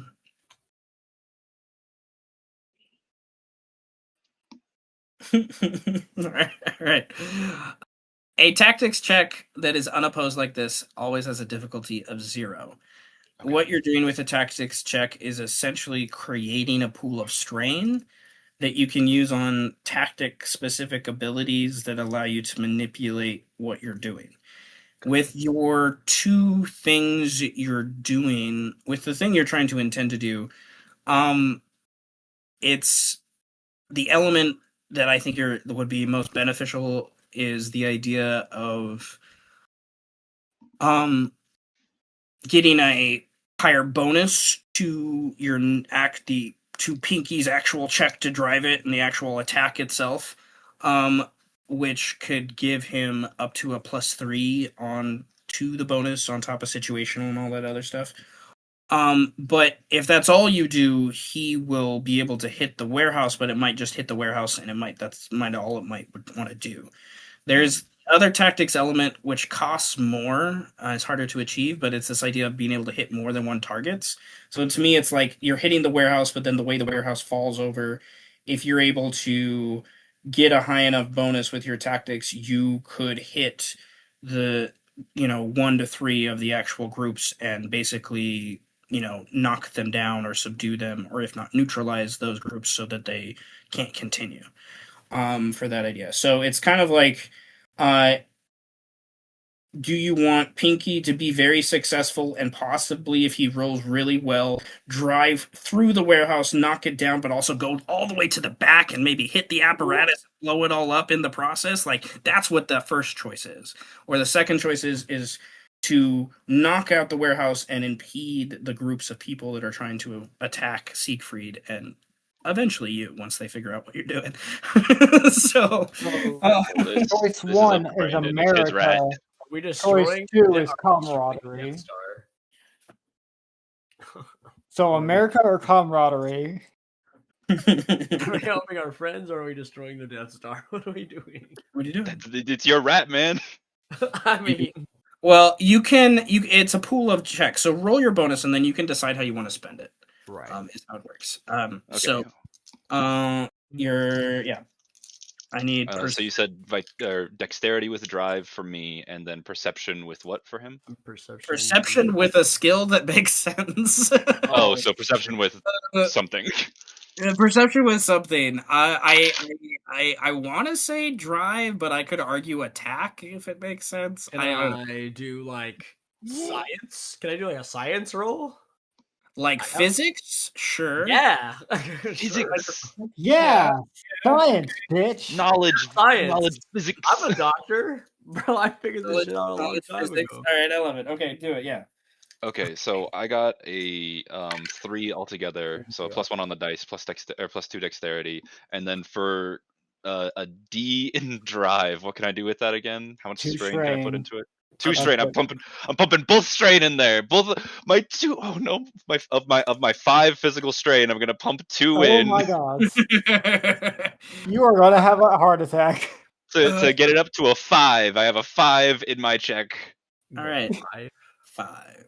And then, do we do the tactics bonus yet, or is that later? Because I do have a 1 in tactics. Wait, let's see what the I can raccoon do a gets. 5. But do we add the? I have to know The if we add the tactics tactical. bonus for this is just added on top. If it was an opposed, Okay. Okay, so I'm at a 6 then with the tactical acumen because I can spend 2 strain and get to a 5. Okay. You're at a 6, and you're also at a 6, Oliver? Yes. Okay. So with a 6, oh goodness. Okay, with a 6, I'm gonna handle it where you each have a separate pool that you've kind of pieced together to plan this out of 6 strain, if you will. Tactic strain. You can spend 2 to give up to a +1. It takes 2 for each +1 to the next check. You can spend 3 of your tactic strain to hit an additional target other than the warehouse to ensure another target is lined up with how things fall. So, you have, in equivalent terms, you have, I would say, 4 other targets in the warehouse you could pick from. One being whatever's in the warehouse as he continues to drive and maybe hit the apparatus on the other side. 2, 3, and 4 being the group of individuals that are chasing, trying to flank Siegfried. Well, are going to flank Siegfried. Siegfried doesn't know they exist. I would like to hit at least one group and the apparatus. Would that be possible? Okay. What do I do for this? So you are spending your 6 to add 2 extra targets. Is what you're doing. I think so. Is that right? Yeah. As far as I understand, that's what I'm reading here. Yes. And then if he's gonna do that, I'll use my 6 to. It's like 2 + 1 on the next check. I guess we can do that 3 times. Or we can give him a +3. So you're going to use your 6 to give Pinky a +3 on his check. Yeah, we'll do that. So he can drive the car effectively, I guess. Good enough. So you can I think sit we on have to that put gas pedal. quotations around drive. We rocket him in the car, but he gets the job done. Like we figure out how to line the car up to make the shot, but he's the one who has to sit on the gas. Oh goodness! All right, Pinky has to do. He has a situational modifier around here, so it can help a little bit. But Pinky needs to roll, Yeah. and I don't know if he's proficient in drive. No, he's not. No. Okay, so is he proficient in sleight of hand? No. No, he's not. He could no. be. Do you think he would be? I don't know. Do you think he would be? Probably. I've probably had him. What ranks can It would be 3, but it's like maybe 3 rank? Okay, so he could roll a sleight of hand at a D rank instead of drive, since he doesn't have drive, to kind of do a hybrid check if he wanted to. Because I do think he would have sleight of hand with how sneaky he is. For that idea. So basically, he you can have him roll. It honestly doesn't matter because his attributes are all the same. So so whatever. Roll with your +3 from, more than likely it's dexterity, if anything else, with what he's doing. And then you can spend up to 2 strain with the sleight of hand bonus. Because it's at rank D, right? Okay. Yeah. Can I also ask what year it is? What the fuck? The car or No. What Oh. year is it right now? I know we said it's the 80s, but what specifically? I put it smack dab in the middle of 1985.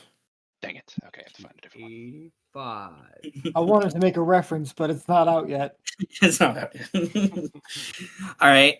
So he has, okay, and then you can add this on top. He has a +3 from the tactics. Oh, nice. And he has a +2 from the situational impossible geometries help from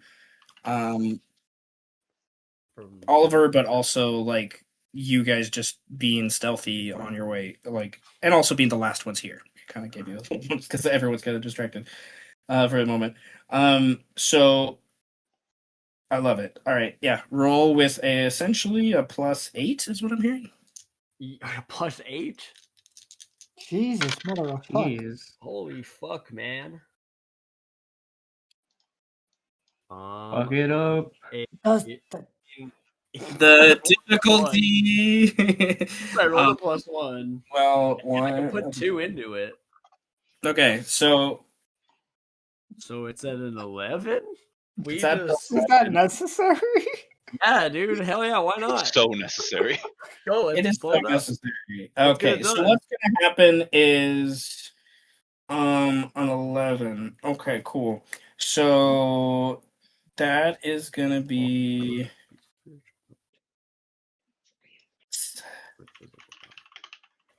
Yeah. Oh god, I'm imagining as Pinky, like once the cars completely stop moving, Pinky jumps up. You can see him through the window. And he has a grenade above his head, and he screams. There we go. But of course, he has tiger vocal cords or some shit. So he like roars as he fucking unpins the grenade. And then because it's a car, the radio needs to be playing. That's the reason why I asked the year. Oh yeah.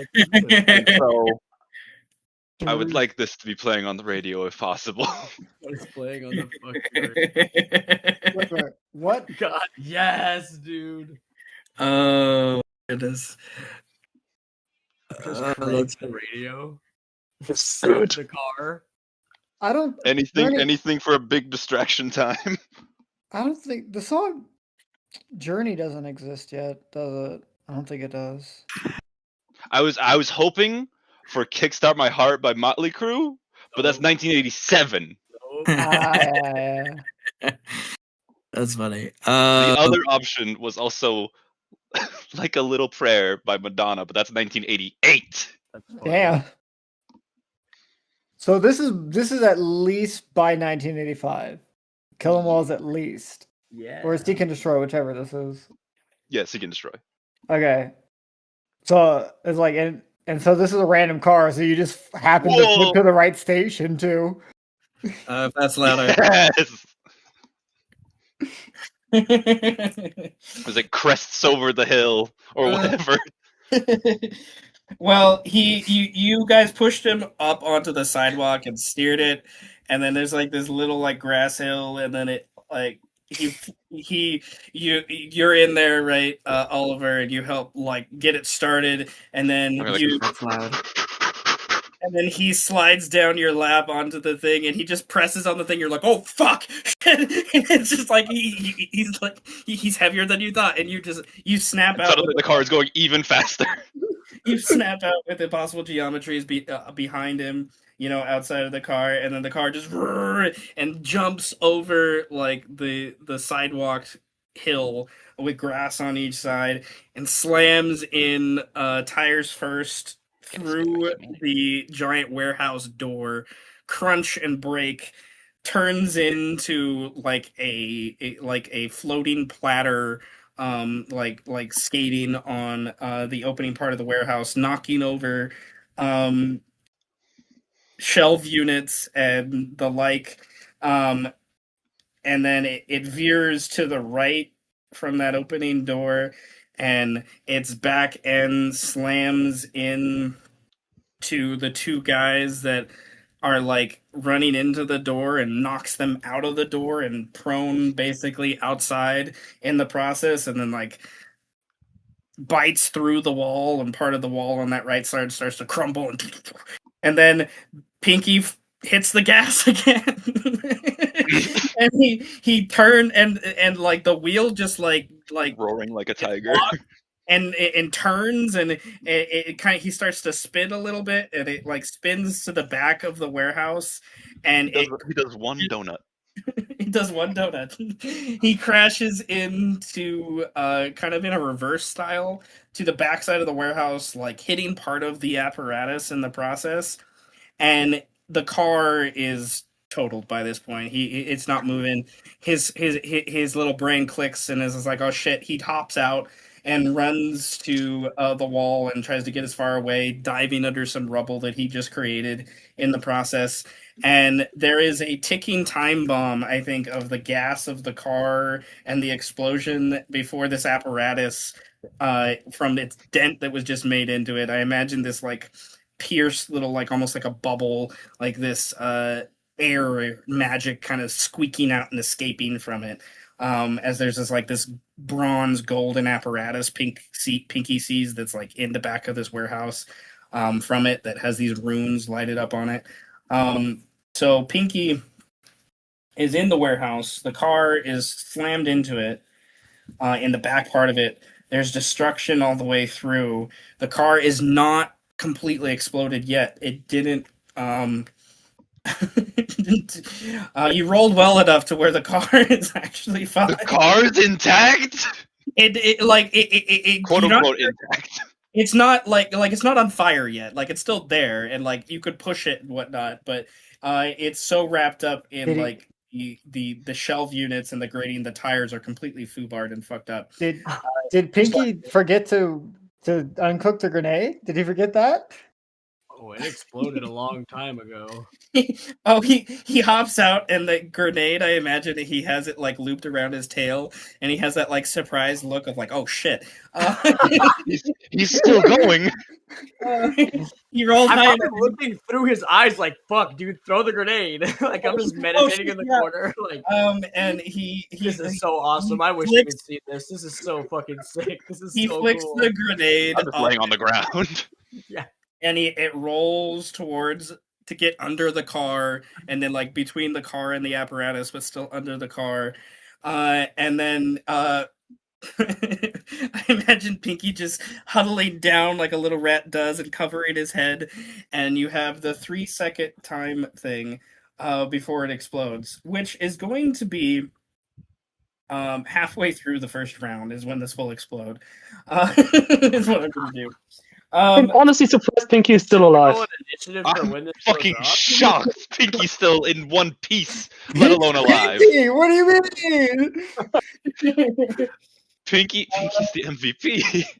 MV Pinky. Familiars are crazy, dude. Your very successful tactics help with this idea. So, I love it. Stop Okay, selling. so I'm going to. I need to roll initiative for the Pinky Chaos and those that just got wrapped up in it. Wait, can I roll it? Because Pinky has an initiative score. Yes, and I was going to turn to current Oliver and Pinky to have each of you roll initiative. I mean, the two of us are actually fairly far away, so we have to figure out how to actually get in there. You will need to do at least one check, if you will, to kind of get engaged. But Really Zero. bad. I just want to Oh, no, put some that's not a fucking zero. respect on Pinky, alright? What a fucking oversized rat. Pinky rolled a Blasting Metallica. Trash he rolled, the grenade and he's alive. and he needed a 9 for that. Whoa, No, he needed an 8 for that. So it's kind we're of acting. You're acting like we haven't been putting respect on Pinky's name.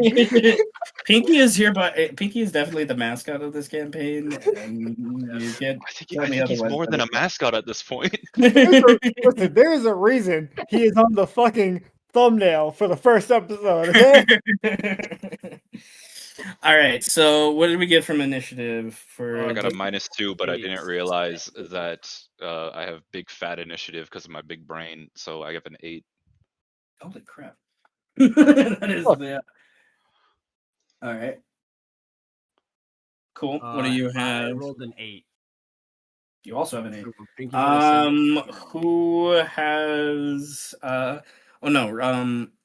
I forget how he put it in game in the book, but you can just both of you roll a d3, and whoever gets highest. Oh yeah, sure. We'll go first. 2.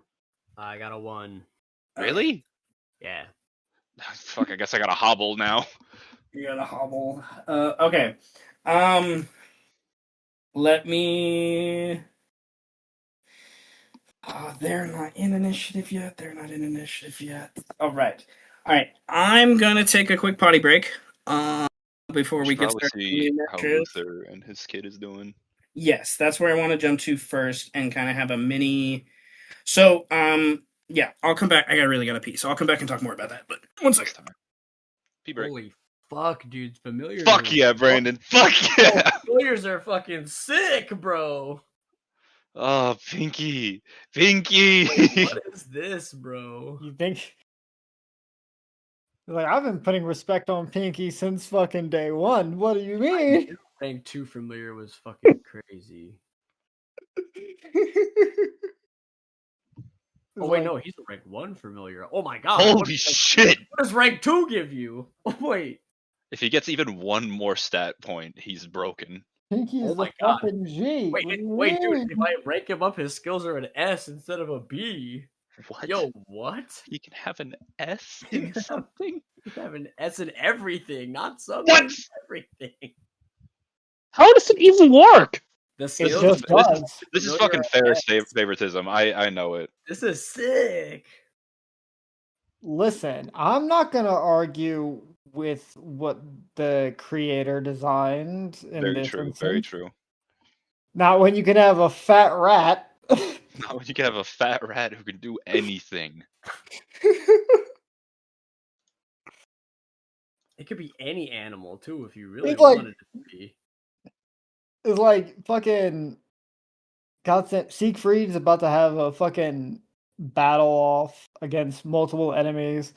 Luther is about to have some type of emotional-ish moment with his son, and then all of a sudden, fat rat.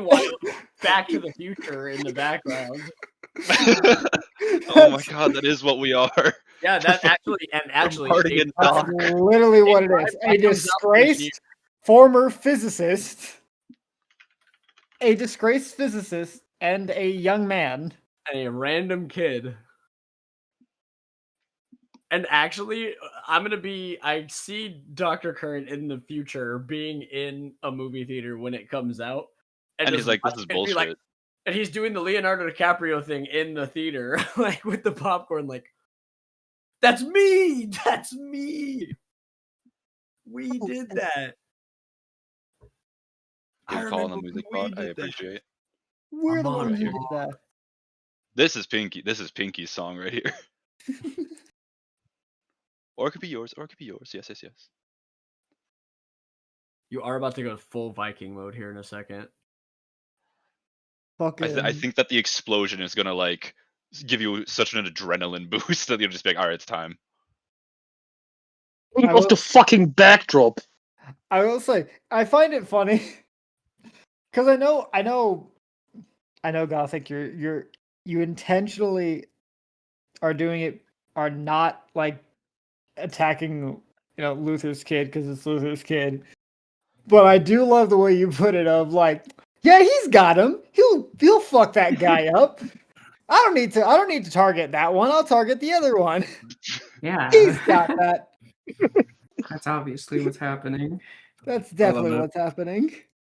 Yeah, I wanted to because otherwise my character would have shot him point blank because they would have been the most distracted, right, and easiest to hit. So if I didn't give the reason First of, and oh trying to yeah, warp no, it. they got him, I would have shot them. Then there would have been a TPK. Well, not a Oh yeah, no, definitely. Not just straight hands from the two of you. hands would be thrown. To roll. PvP time. It's alright I to can pee throw my for hands everyone. at a It's all- distance. Take the gloves off. It's all like, oh, it's only session 3, and already we have PvP. What the- Yep. Okay, I so it's gonna happen eventually. Siegfried's My gonna be son, hitting third this degree pose, but like burns. cast by Hey, I these didn't know that squirrels. was your son. Okay, so before we get into initiative, you may want to bring up you can go to the very end of the book. There's a reference page. It's really, really helpful on page 300 and something. Give me a second to find it myself. 300 and- 40. But yes, 334, 333, 330. yeah, 334. But it has common actions and costs in a green box that talk about like how much initiative points, IP is initiative points, how much it takes to do different things. It's on another page, but this has reminders of the skills. On 334, on 335, there's reminders of the different conditions that affect you guys the most, and then also tactics, the thing I was using. And then the next page is stuff you need to know, but usually stuff I use about horror checks and the like.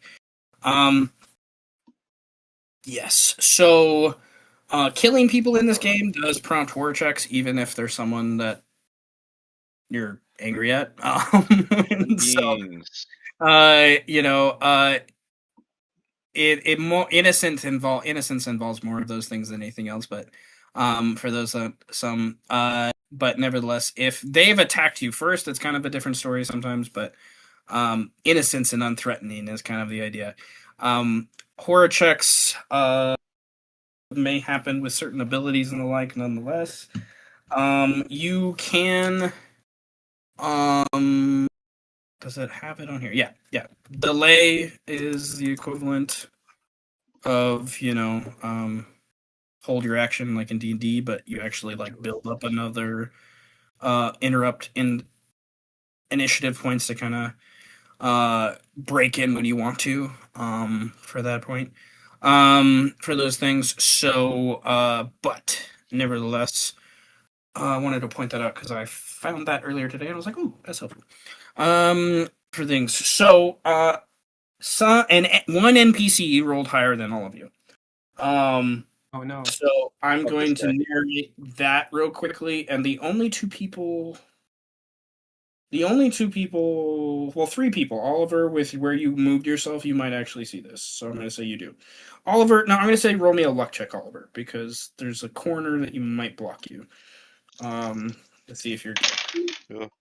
any positive we'll see. 0. Okay, so you don't see it. You see Siegfried is what I'm going to say. You don't see this, but you see Siegfried once you've moved and gotten out of the car and possible geometries at the very top of initiative. You see Siegfried's like back right shoulder as he's stopped in mid run, and you hear a guy yelling out, "Who the hell are you?" kind of thing. Who the fuck are you? Kind of thing. Siegfried sees You have that one guy that with the gun that you were going towards, right? There were those other two people that were running towards the dock. Those two, that the guy who's in charge of that initiative, if you will, has turned and looked at Siegfried, and he's like waiting to see what happens. And then you see the guy you're in front of, Siegfried. He's gonna spend an initiative now, one initiative to yell out towards that guy, "Just keep going! I got him!" And you see these two people. They're going to basically spend 3 initiative to flee the combat and jump over down into the docks. If you would like, you are the only one that can oppose them, Siegfried, and to do so, you'd have to do an athletics check to run towards them and whatnot. Is what it's usually described as. Do you stop those two from fleeing the scene? And risk that one guy shooting me in the back? No. Okay, cool. So they will then He's got jump. me after I just evaded a fucking submachine gun? He hasn't shot you yet. No. Okay, so those two, with that direction from the guy that you're faced off with, you kind of see out of the periphery of your left eye. They jump over the railing and hop down on the dock. You hear their foot start to pop, pop, pop on the wood. They are out of this combat, out of this scene with that. So I'm going to move them to the next position. Which would then bring us to Oliver, since he won the roll off at 8 initiative. After Oliver, we have Current, then we have Malik, and then we have our first kind of tie after that. So the 3 of you rolled high enough before everyone else, essentially. So Oliver and Current, you're kind of going simultaneously, is how it's very much described in Orpheus, with if you have the same initiative. But Oliver, will defer to you first, for ease of description. You see the carnage and destruction, and you know that the grenade hasn't gone off yet, so it's either he's waiting or there's a problem. Oh, shit, You shit, see shit, shit, Siegfried shit. over there. You know the guys on the right are totally destabilized and need to redirect and decide what they're going to do. They're either going to decide to go towards Luther and whatever he's going on with his son, apparently, or they're going to come towards you and Current if they're able to see you as they get stood up and whatnot from being kind of knocked over from the wall, loosely imploding from Pinky's joyride. So you have 3 choices: Siegfried, follow Pinky, or help Luther, or insert other here. Those are the 3 choices I see. So. Right now, I'm panicked because I think that the grenade didn't go off. Like I think it's fucked. It's fucked. It's fucked. The intention was to help Siegfried, so I'm still gonna go and try to help Siegfried. I I start to hobble. I pick up my cane. We're going down the hill that we were up on top of, so I'm like even more awkwardly slumping down. And then I'll just say fuck it and try to use impossible geometries again to get closer. Like, how close can I get with this, or would it be just for the stealth? What ranks do you have? I have up to rank 2, so I don't have an overload, so I can't do like a straight up teleport. I don't think. Yeah. Yeah, you can't really use it to move around too much. You can't jump into a plane that's flying above you? No. That didn't happen. No, that didn't happen.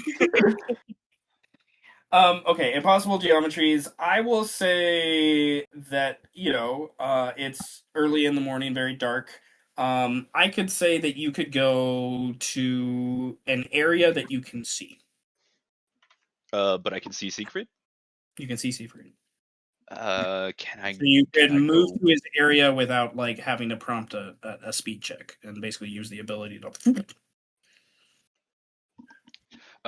Yeah. Can I just like warp over there? Not like directly in front of him or anything, but like maybe off to the side of him. Yeah. This game is very loose in description of area, of what that really means. So the area, if you will, that Siegfried's in for his zone is probably the size of like 3/4 of a football field. So you have some Okay, room to that's pretty be big. away from him and like, yeah. Is there anywhere that I can like be still and cover when I get over there? Roll me a luck check. Hmm.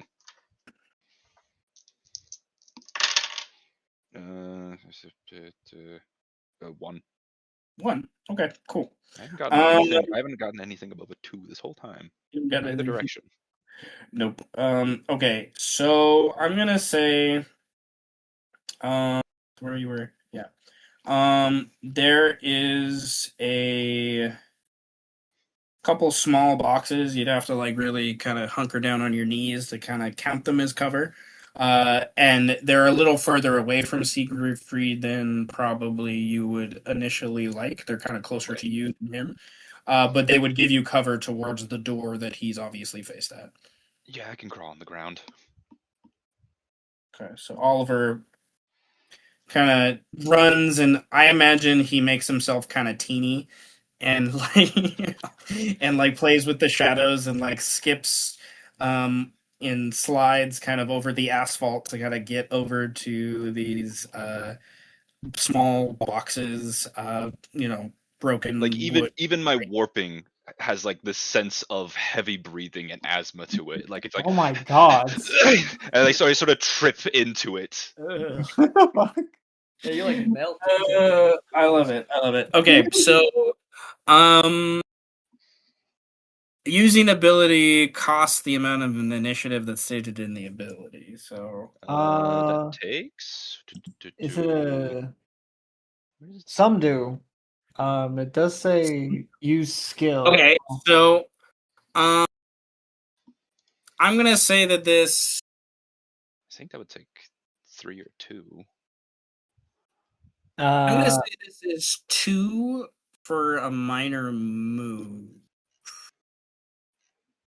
If I got that correctly, maybe. No, let me see. I go to the other thing. 2 is minor move. It's just impossible geometries doesn't technically have an initiative cost. Yeah, because it's a kind of tied to a skill, so it's kind of tied to movement and skills and stuff. So, Yeah. which is fine. I just So want skill to. is 3, but if you want to I say would say minor 3. move, Cost 3. Yeah. I would say Just 3 use because the it's a skill. Yeah. Okay. I'm fine with that. Okay, cool. So you spend 3 to okay, kind of skip jaunt over to the next area with Siegfried and kind of get some cover. Siegfried's vigilance is not high enough to see you. In any way, shape, or form. For that idea, neither is the guy he's facing off with.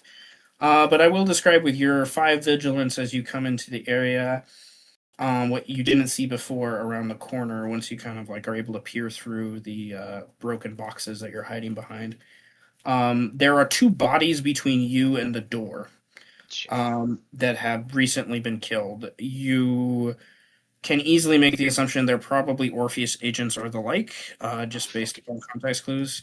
They're very simply dressed, have weapons, have like radios that look similar to yours that are kind of flown off to the side, right? Between them, between you and they are between the door and you, and like another 10 paces or so behind the closest body. There's this smaller like heavy looking door, but it has a handle and whatnot. It's been kind of kicked open and it's been flung still slightly closed, but it's still open enough to where someone could like, kick it open again and it just fling. And that you hear the chaos and whatnot from Pinky inside. And next hunkered down to that guy, taking cover kind of a little bit from that explosion from Pinky. You see a guy in those black robes that I mentioned in the previous description. They're kind of priestly in a way. They remind you of some order. They don't look like the other guys by any means. He has this big, semi-automatic rifle that he's kind of almost hugging as the explosion goes off.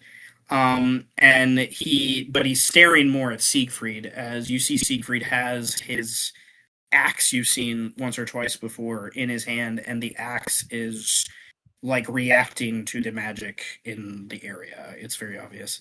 But then behind that guy, like another 20 paces behind him, where the back of the warehouse kind of meets to the corner, is the gate that kind of swings out into another corner beyond, and there's a small gate fence. I'm sorry, there's a small gate in the fence.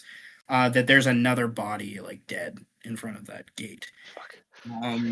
For that idea, and that is beyond there is where you hear another blood curdling scream. And based upon context clues, and now your vigilance being 5, with the radio thing that happened earlier, you're pretty sure that's Agent Cruz screaming. Oh no. So, Is it still my go or no? Right, because now I'm at 5 initiative. You're at 5. There's always the idea where you can technically overspend, but we're gonna jump to the next person real quick. Yeah. Current, you're at 8. You blink and you look off to your side and you don't see Oliver anymore. You're not quite sure where he is in the immediate moment. He's out of line of sight. If you wanted to take a moment to focus one of your 6 vigilance would say, one of your things would say, oh, he's over there.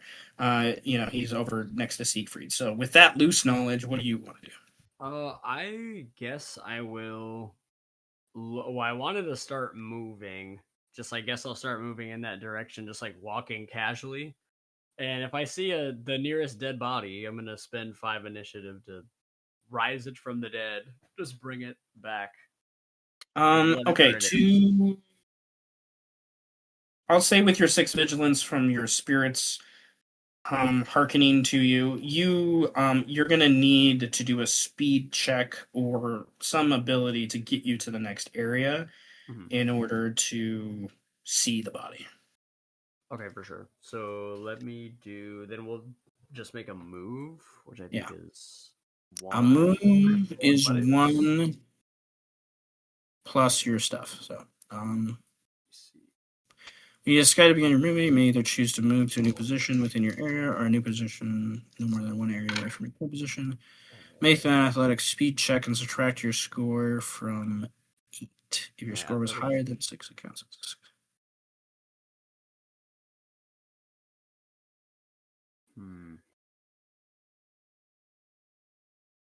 Okay, let me see. So we're gonna re-roll it because I have a B in athletics and I need to go fast. Okay, so I rolled a flat, so it's a 2 naturally, and I think I'll just spend like 2, so I'll get to a 4. So it'll take 4 initiative off of me to get to the next area. Yeah. Okay, so it slowly ticks off, right? As we've played before. It's 5. Is it? Something, but yeah, it slowly ticks off as we go. So yeah. Okay, subtract your score from 8. If your score was higher than 6. Okay. So.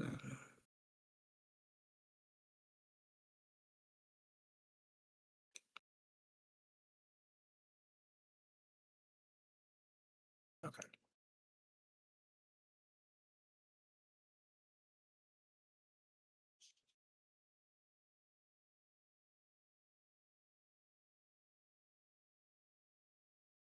Okay, so all right. So all I got. Current is going down to. Okay, but you can interrupt at any time and stop if you want on your way, but until we get to 4, if that is the idea. Actually, if I'm reading this correctly.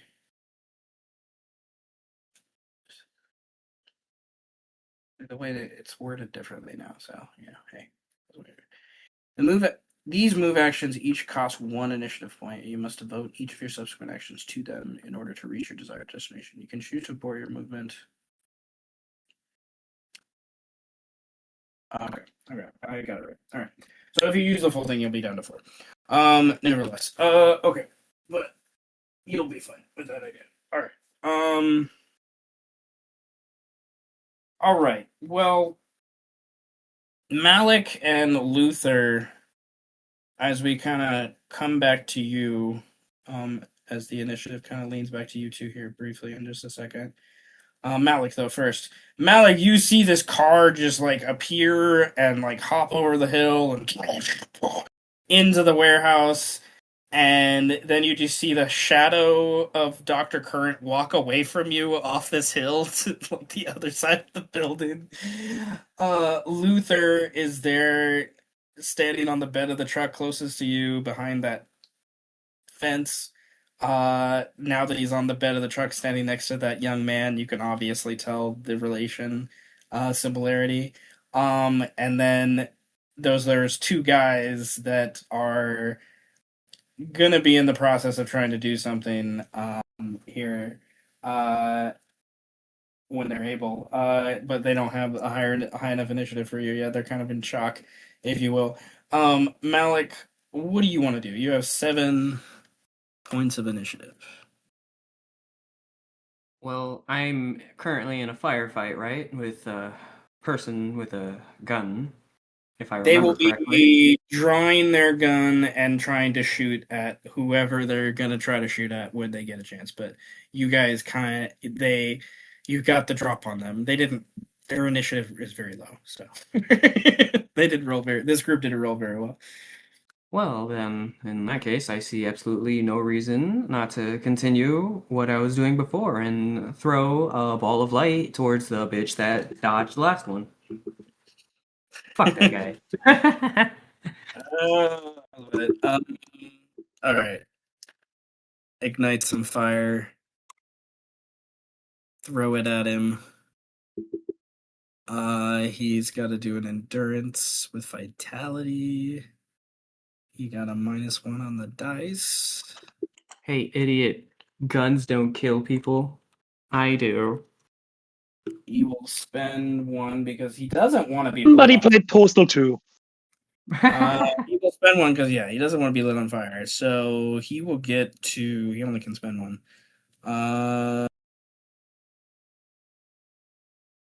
Yeah. What'd you get? Focus. Okay. I was trying to figure out what to roll. Sorry. No, you're There we good. go. No, we're still Of course, figuring it out. another fucking dude. The That dice. one roll was the only positive. Told you, you ran out of You your get a- luck. You get a 4. Okay. 7 was the only one. Before you spend any thing, I think you would obviously see that he rolled a 3. So, you got I saw that. yeah, you there, and there's not your disability doesn't really.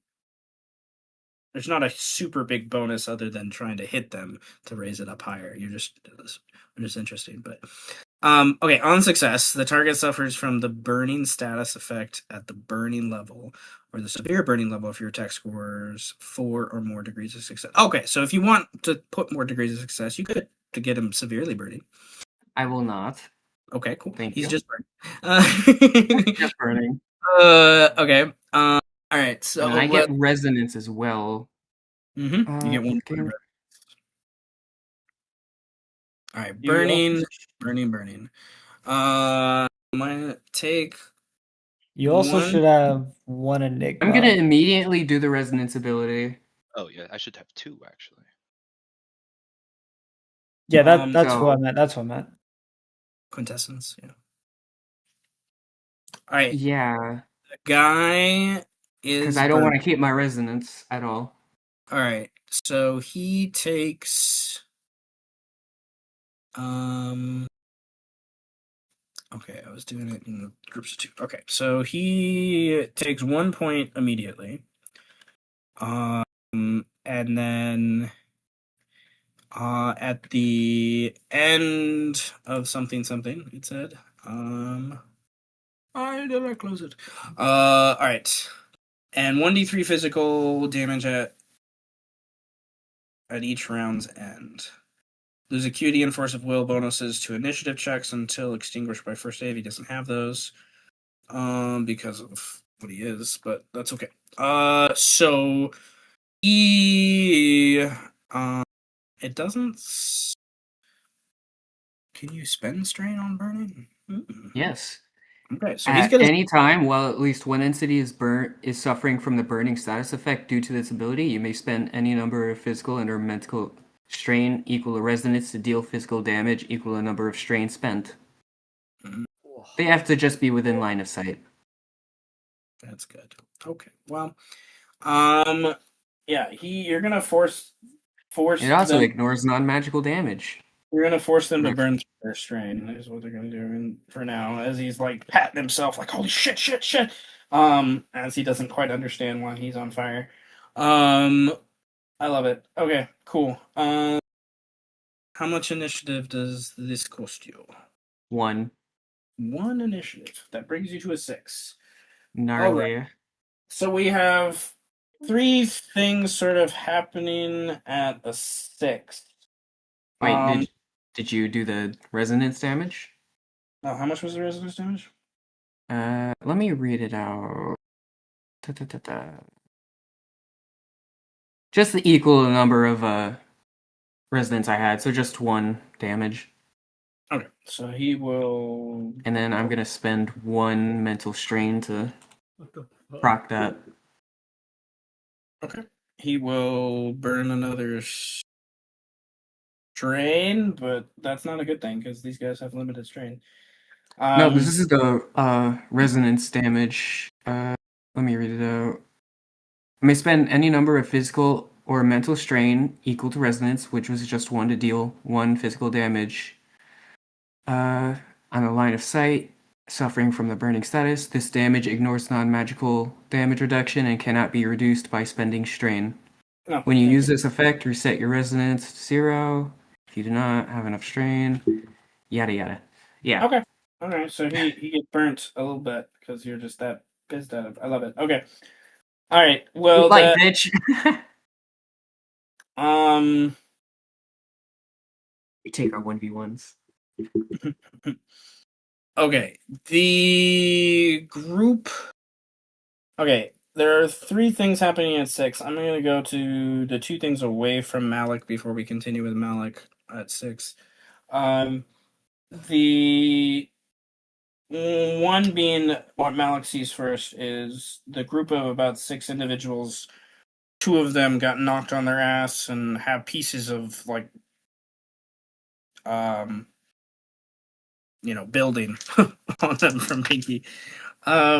They are going to not break out of what is happening to them and basically get subdued by what is happening there. And then the other 2 are going to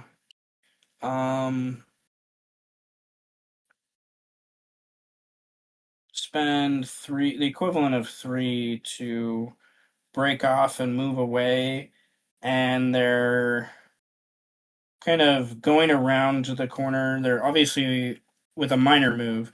They're obviously going to go towards where you are, Malik and Luther. They're just kind of like running and repositioning themselves after part of the warehouse gets fallen over.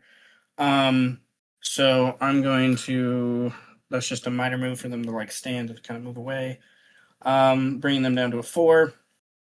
And then the guy next to Siegfried that kind of took cover from the explosion and Oliver sees that has the semi-automatic rifle.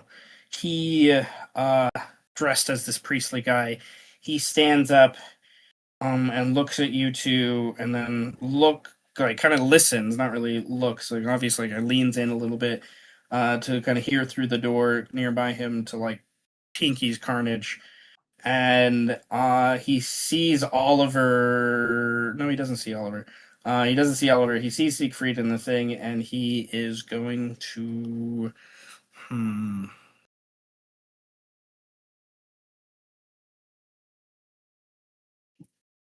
He literally just goes, Yes, that's all he does. He's gonna roll a skill check.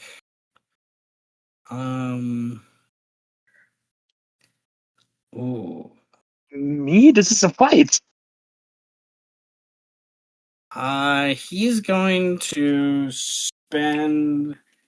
I don't think he quite understands who you are yet. So yeah, he's gonna also do that. He's gonna spend 3 initiative points, to use an ability, and he is going to spend some humanity to activate the rank 2 of the ability. And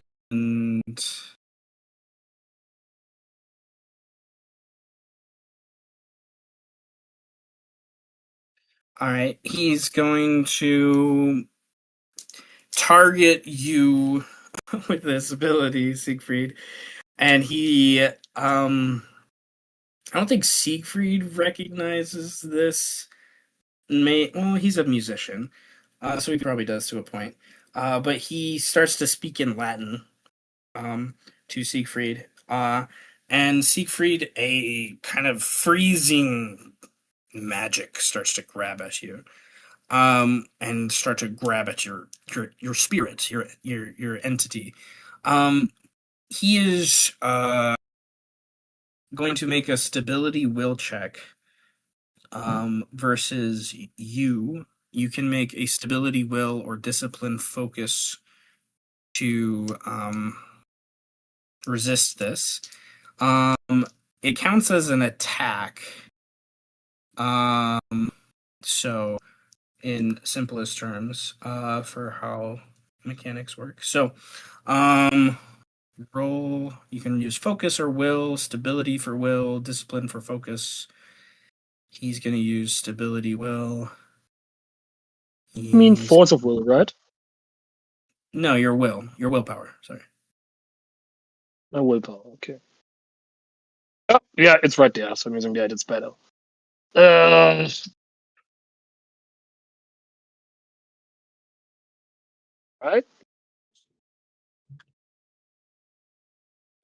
Oh, nice.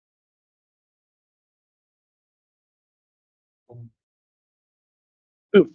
Boom, boom, boom, boom, boom, boom, I should spend strength. boom, boom, boom, Like, boom, I boom. have. Let me just use free spiritual sprain. Sprain. Yeah, I have a spiritual ankle sprain, I guess. Strain. Free. You have a D instability. You can spend 2. Oh, okay. Then I spend 2. Okay, well, so.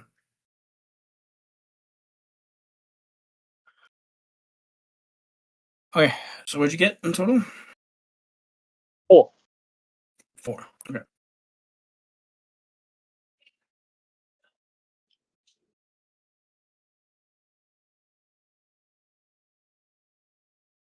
I don't think I can use any abilities for that.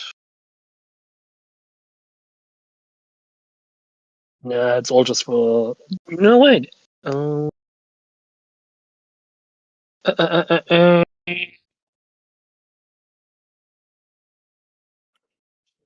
Ages of Steel. It says I can use +1 ability bonus to the defense used against this attack, provided you're wielding your bond weapon. But it doesn't specify what attack. It just says attack. Aegis of Steel, you say? Yes. When you are hit by an attack, you may spend 0 initiative points to regularly add +1 ability bonus to defense used against this. I'm fine with that.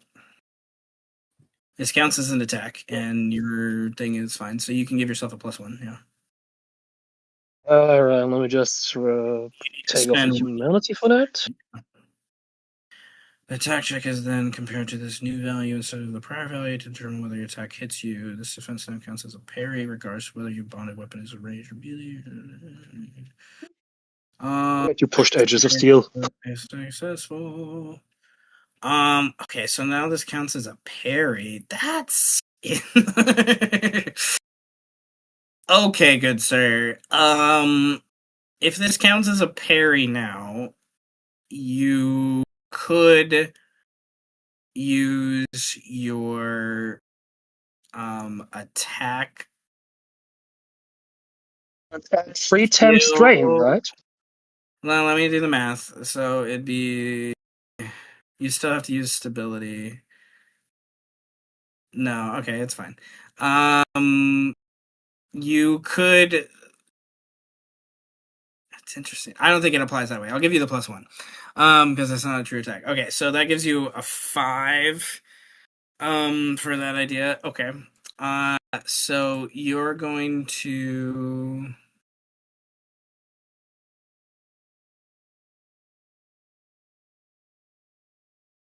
You have this like worry that grabs at your heart of your family and how they are obviously in trouble, and there's this sense that this guy, if you face him, would put that in question. You don't know how he knows anything about your family. This is in your head 100%. Like, this guy isn't saying these things, but there's this like feeling that you need to leave, that this is not safe, that kind of overwhelms you, as you are not successful. You are now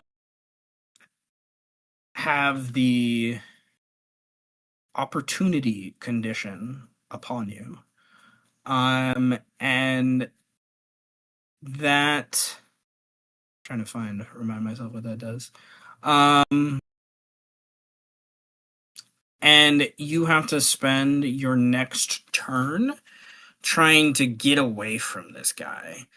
And if you're still within eyesight of this guy, he will be able to grab at your soul, perhaps even more, in simplest terms, and you will start to take damage for that idea. So an opportunity is a -2 situational penalty to your defenses when you try to flee. And the other caveat to his ability here that he did is you must here's what it says. The victim suffers from the opportunity condition and must flee you by the most direct and swift means available to them until they have spent 3 initiative points doing so, at which point the opportunity condition clears and they regain control. So Wait. So, in my mind's eye, this guy is now an active threat to my family. Am I getting this right? you think your family is threatened, and for some reason this guy might know something about it. You don't know how, but that's just what your brain makes sense of, like the innate fear that he puts into you. All I need to do is get out of line of sight. Or do I need to actively flee? You need to spend 3 initiative points on your next turn. Until you spend 3 initiative points to flee from him and try to get away from him, you will be stuck. So you have to spend a certain amount of initiative is part of the caveat to this. Which there is a flee action that costs Yes. 3. Yes, exactly. Or you could do a move or a minor move and build up to it if you want. Like, it's basically what it implies for that idea. But until you spend the 3 initiative, you have the opportunity condition, which gives you a -2 to defending yourself, as you are just kind of shaken. And with his ability, like I said, if you're still with it by his next time he can act and use initiative, and use this ability, if you will, spend some initiative himself, he's going to start to impress a spiritual weight upon you, and you're going to start taking damage from this. Like, you feel this weight inside you, and like there's almost like a burn coming from the fang as it's like angry at this guy and wants to kill him for that aspect. The narrative thing I was trying to go for, because if Secret perceives him as an active threat to his family, he would want to flee or protect, yes, but he would also want to neutralize the threats, and in that case, we kind of got it by X, right? So if there's a way for that to happen, Okay. Well, that is his turn. For now in initiative, Malik. Yo. Before we jump down to those at 5, which is Oliver and Pinky, You have one more turn to act. Pinky. Wait, what? You fell down to a 6. Yeah, but then you went to a 5. What? Something No, happened? we're going And to go to 5 is next. I just did the other 6s, which were these NPCs. Oh, all right. I went to them because you already had a chance to act, and I was trying to. I was just confused. I get it now. It's all No, right. you got it. And right now I'm being kind of strict on that idea. You guys can push the envelope with that and incur the rush condition and things like that if you want. As you guys do that, but that's on you guys. We can get to that point. We're just learning. I was out in things. the bathroom. It was okay. Yeah. Nevertheless, you've set one guy on fire. What He's do you not want- dead, is he? No, he's just burning. Okay, good. Oh, okay. He his jacket's on fire. He's not dead yet. He hasn't taken enough damage to want to run away yet either. He's still standing there. I'm gonna look over and check how my buddy is doing in his 1v1. Nothing has happened. Nothing. You like this is all like milliseconds going by as you're like, like he's still just like he's standing up there, and Martin, his son, is just like, what the fuck? These other guys are drawing weapons and stuff. This is all like milliseconds, just boop, boop, boop, boop, boop, boop, that are going. All right. Then I don't see any reason not to just move on to the next guy and Try shoot to- some shoot some lasers into their eyes. All right, try to set the next guy on fire. Right. Yep. All right. He. See what just happened to that guy? You're next. Bang. All right. He will roll. I call it Masic surgery. He gets a 3. Yeah, he will Got a spend 4. 1 to get a 4. He will avoid it because of his field experience. Damn. That costs you 1 initiative. Goodness gracious. Yeah. Laser. Okay, so we're gonna go and jump down then to 5. Which we'll jump to Oliver, who hasn't acted yet, and then we'll Pinky? go. Well, okay, I guess narratively, Pinky does make more sense. As I remind myself of the chaos. Pinky doing- All right, Dr. Current. Um, With Pinky, you need to roll a ranged attack. With ranged attack, athletics check, to huck the grenade. He made it go. I need you to roll a speed check with athletics to get him the fuck out of there so he doesn't die. okay. That's what I need. The difficulty is He does have a health what is- bar. He does have a health bar. Yes, you can res him again, but yeah, I'll you bring know. it back. Speed. Heroes never athletics. die. All right, so he's spending 1 initiative to start the move. I roll a +1, so it's gonna be a 4 off rip without strain, and so I think I will have him spend 2 more. Get to a 6. So we're at a 6. Yeah, Which is the highest it can be. Okay. possibly. Yeah. Pinky. Oh, I did roll that luck check earlier. Okay, so Pinky begins some acrobatics as he jumps off of broken down shelves and storage. He then hop onto this railing on the wall where there's this almost too small window that he like pops out of, and he lands next to the 2 guys that he has squashed under parts of the roof from his aforementioned thing. He will be by the end of that, I should say. As he kind of moves over. Pinky is successful, thankfully, with that 6. To get out there. But we'll have him tick down to that. He's kind of overspending a little bit into the next initiative, but you can still have him use all his initiative, I guess, to just meet up with me, however much that would take for him to get. Just come back. He will need some time to get to you before that. He will start to make it in that direction. Yes. He is he has about 5 guys between you and him right now. So, but he starts to move along the way. Okay. Pinky, then the grenade Oh fuck. will go off. I need to remind myself of grenade damage. uh, So how fucked is this? How much? And then add in other complications. Grenade damage and then exploding engine damage. And then magical apparatus thing that adds to that. Is where my brain's going to. As well. Where's equipment? There you are. All right. All right. No, not you. I just realized I was fucking muted. I was joking along too. Yeah. No.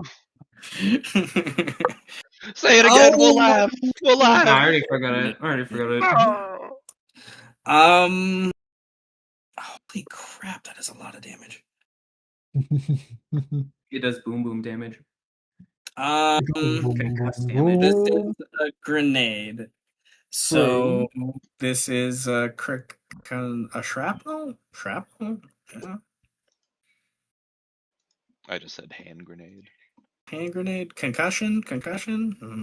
Certainly not. No, definitely not a concussive grenade. Okay, you have concussion and military and flashbang and shrapnel. Sorry, concussion, shrapnel, and Probably. flashbang. Probably shrapnel. Unless you wanted to argue it. No. I'm pretty sure. Incendiary. Incendiary is not there, but that's okay. All I right. think we just use the Hermeticist Fire for that. Like the stat for it. I mean, the stat block for it. If it was incendiary, that's all I'm saying. Yes, no, that would make sense. It just doesn't like stick everywhere. Okay.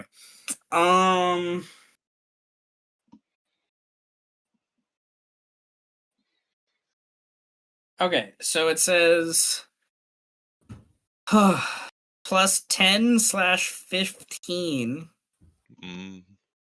damage to all entities in this area. Oh, good. Plus 10/5 damage to all entities in adjacent areas. Plus 5/5 additional damage to unarmored targets. That's what it says.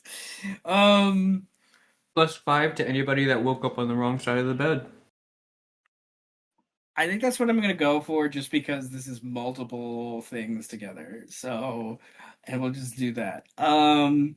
He has a +3 from how good his roll was to this. So, that turns into a 13. All right. The warehouse back. Yeah, what's the HP of the warehouse itself? I know things I didn't think about. I mean, surely a grenade isn't like No. doing But a grenade plus progress, a car plus an eldritch apparatus. See, the apparatus I would expect to deal damage to the whole ass warehouse. The grenade and car, a little bit. Why are we blowing this up? Uh, For science. Ghosts. reason. I like all of those reasons. Okay, so that's one area. That's the Something tells I me just need to blowing up a qualify. I just building- need to qualify what the adjacent areas are. So, that's what I need to do. Not you. Okay. I mean, because that's the weird thing. Like a grenade going off on a football field, even if shrapnel. I mean, sure, yeah, it would go far, but would it go that far?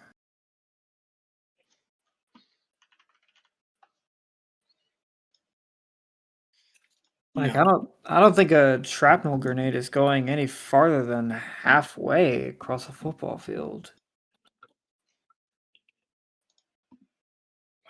then again, I'm not. Well, there's other things blocking it and other stuff as Yeah, well. Um. Okay. this is where area mechanics get a little bit weird. All right. I'm gonna say I'm gonna keep it a little more contained because there's walls and things that are gonna block it off. But I am gonna say that the back third ish to almost half ish of the warehouse is exploded upon, and there's fire and things broken. The warehouse itself doesn't fall, but there's probably a bigger hole in the ceiling itself. And then that will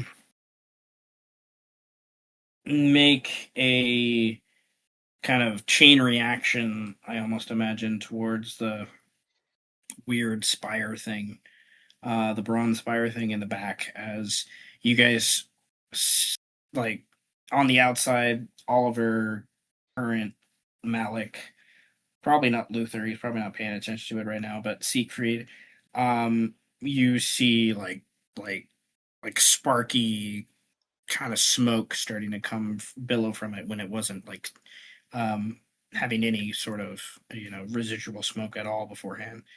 Um, Loud explosion. There are two loud death throw screams from people inside that got caught from it. I'm sorry, Ooh. and then one on the back in the back area was caught in the blast and gets pummeled by shrapnel or something and is just done. For that aspect, like he did far too much damage for that to matter.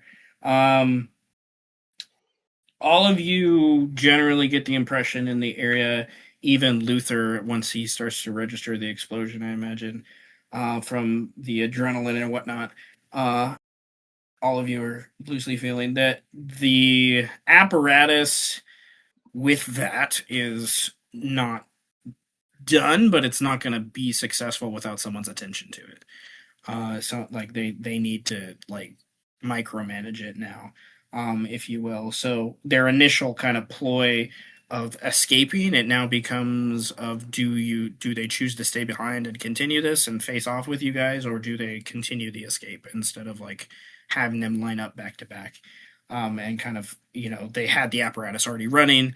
No, I don't think anyone expected a car to go through the warehouse. So, but to that layer, current, you're moving, west and away from where most, following Oliver a little bit.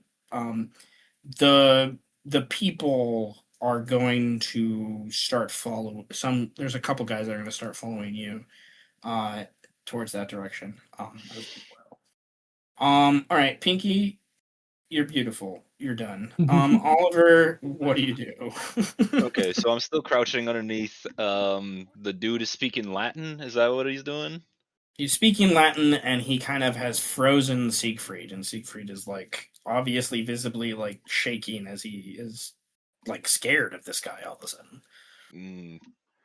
And I could probably put two and two together that those are related. Mm-hmm. So I'm gonna stand up and I'm going to try to take this moment to feel a bit more brave than I usually do, so that I can activate my bond / principle for I can change, I have to change, and I Okay. want to hit him with baleful starlight. Yes.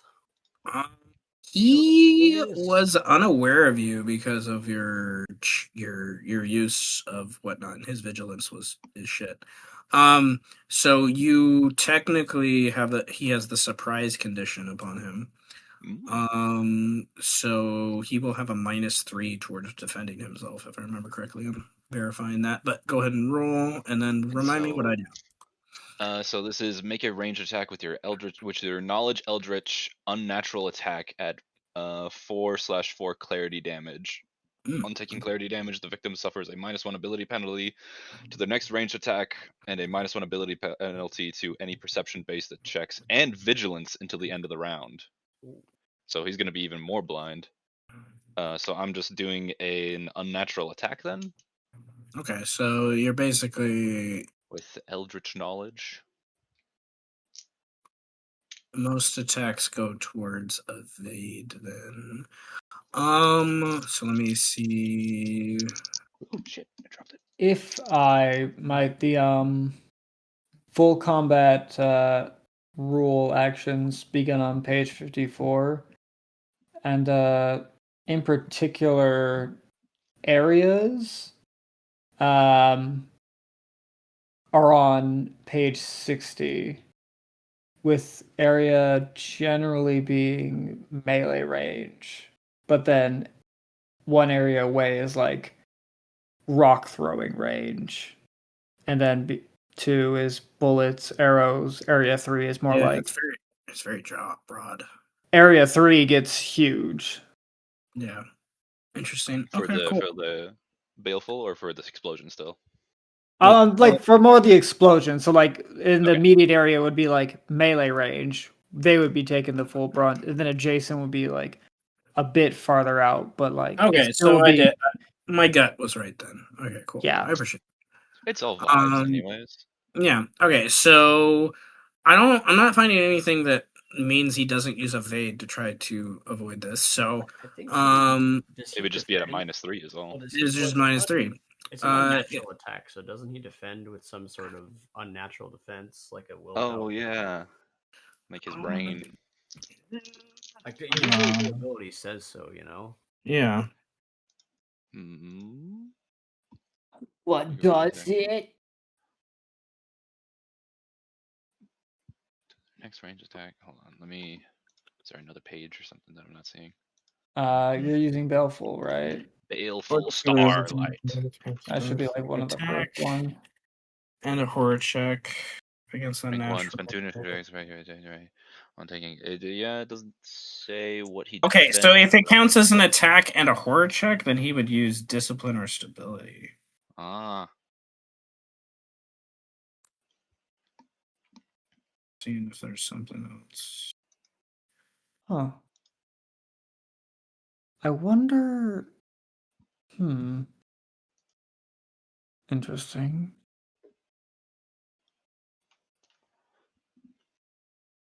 Gain an enigma. I'm at 3. We're gonna see if you gain. You gonna see Evade attacks. I'm Defense No, wait, against it's for. spiritual attacks is stability. Defense against mental attacks is discipline. I'm gonna say he's gonna do a discipline order check because that's what it says in your ability. Okay. So he's gonna. But it's still -3 because he's surprised, right? Yes. So Okay. he has no ranks in discipline. He's undisciplined. He is not a discipline. He's kind of a criminal. So all right. Well, that's at least part of his background. All right. He rolled a +1 on the dice. He has a 2 in focus, so that's a 3. He will definitely spend one of the strain for the scene that they have to get to a 4 because he doesn't want to have his brain explode. But then there's -3, so that's a 1. Okay, and so then on the dice, I rolled a -1 for my unnatural attack, but what else do I add to it? Did you add your 3 unnatural attack? Wait, where do I? What? On your sheet, I see for your derived attribute, you have a 3 unnatural attack. So that's what you should add to them. Oh, okay, so then that'd be a 2, and then I did also use my bond for I can change, or my principle of I can change, I have to change. Okay, Because so I'm trying to be brave. you can you can add a D3 to that. Yeah, that's interesting because I'm looking at Clint's sheet because he has Belfall Starlight as well, and his says it's a ranged attack. So I'm That's the guessing old this, version. yeah. So unnatural attack must be new. So Yeah, it's one of the Well, it says a ranged attack with your knowledge eldritch unnatural attack is what it says. Yeah. The unnatural attack derived modifier didn't exist in the last time we played. But I guess yeah. So it could be arranged. Yeah. instead of your unnatural. I It think could be. range I mean, I in- think in- range is at just range. implying that you can do it at range. If it's Yes. adding the unnatural, but I was just trying to see. It's lowercase ranged attack versus uppercase ranged attack. Yeah. Yeah, I was just trying to see if like the old version made it clarified, but if there was no unnatural And attack, then you have a C in Knowledge Eldritch, so you could spend up to 3 strain on this. And that would be mental or spiritual? Um, probably, either one, because I think it's spiritual. unnatural attack is derived from mental and spiritual. I will use my 3 spiritual for that then. Uh, To pump it up +3. at least the way occultist feels to me is more spiritual based. So Yeah, it does. I But will burn with my soul to burn his eyes. Okay, so you get a what? So that'd be -1 on the dice, +2 or +3, so that's 2, and then with my bond I got a +1 on the dice, that goes back up to 3, and then plus Three. the 3 strain I'm pumping into it. So it's a 6. Okay, 6. so he got a 1. You have 5 degrees of success. Holy shit. So that's you were doing okay with your +4/4. That means it's 9/4 clarity damage.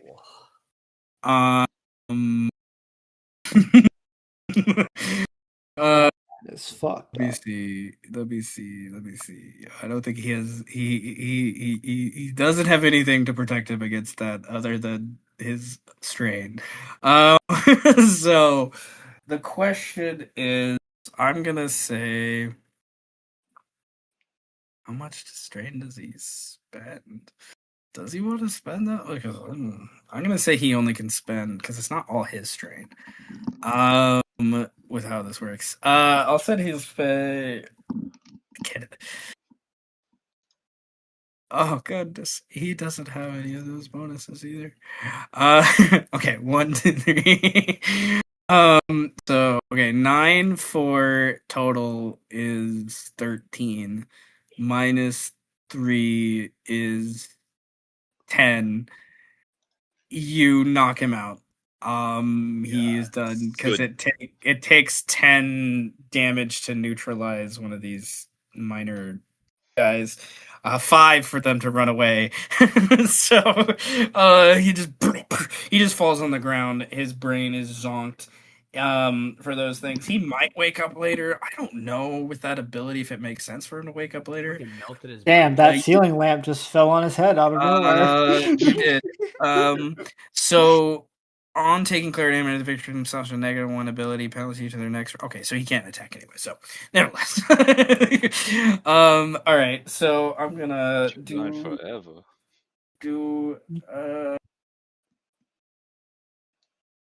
Okay, wait. You're attacking the priest. I rolled for the wrong guy. Let me. I'll use. Yeah, I'm not. Okay. I rolled for the wrong guy. I will use the same dice roll, but I was looking at the wrong sheet. I should say that is my bad. I apologize. Because this guy's different. I'm trying to save Siegfried. Oh, turns out he's dead. You killed the priest. It was I got confused. That's my fault. Okay, so he actually can do some things. So the 3 strain still makes sense for that idea, but does he have? I didn't give him that. Never mind. Shit. I was thinking of the other guy that ran over there. Okay. No one expects the brain damage. No one expects the brain damage. No one expects the car. I was looking at this guy. Does he have armor? Yeah, he has Kevlar. Shit. It's clarity damage. So it doesn't matter. It doesn't matter.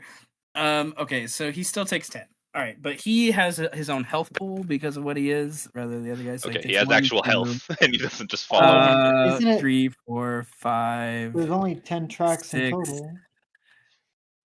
But he, unlike a minion guy, he will He can roll to stay up. He can roll to stay up.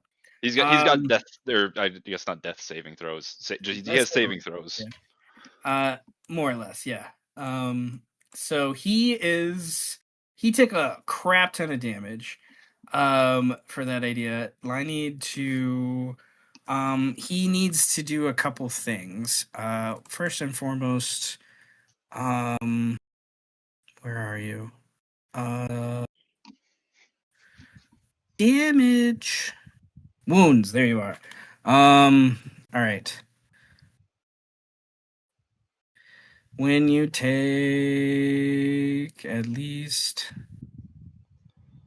10. All right, he's gonna roll a daze check at a minus -1. So he gets a -1.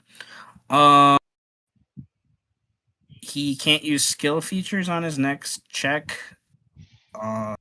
or a passive attribute value. He loses 1 initiative point, which is kind of debilitating with where he's already at.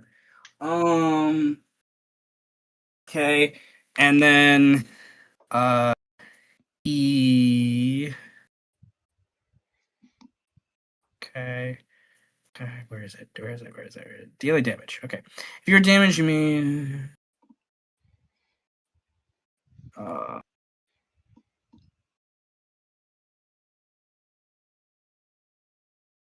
Okay.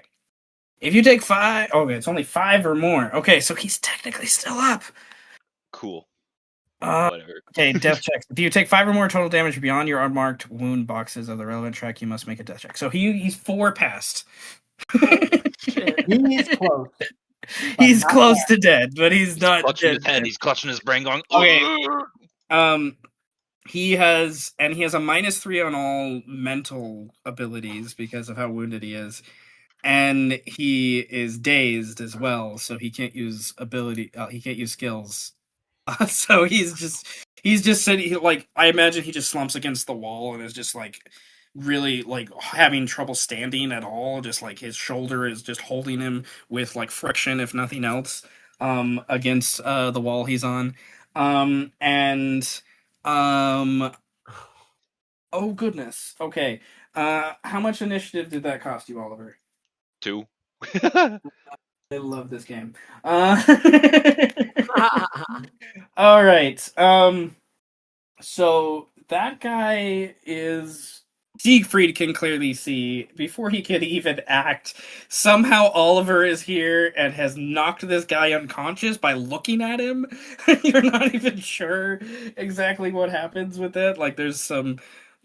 Well, you did Baleful Starlight, so there's probably some weird like lights and There's a stuff going star on. But there. but Break the nevertheless, spell, and I'm Color. just absolutely dumbfounded. yes. All right. Well, we are still on 5 initiative, and Malik still needs to go. So, Malik, what are you doing? I'm gonna go. Baby, I'm just gonna be a machine gun. Okay, cool. You're just gonna do a machine gun. Yeah, I'm gonna keep doing it.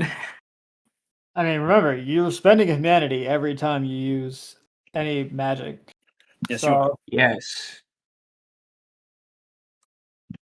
Slowly tick down. Once you get to 75 humanity, let me know. Okay. If you get there this session, that is. Since 3 other characters already being prepared. Oh, I got a plus for once. Let's go. Okay, so you're Woo. trying to set the same guy on fire? The The didn't one go- I missed last time, yeah. Okay. Because there was only the other 2 I saw initially. Yes. He gets a -2 on the dice.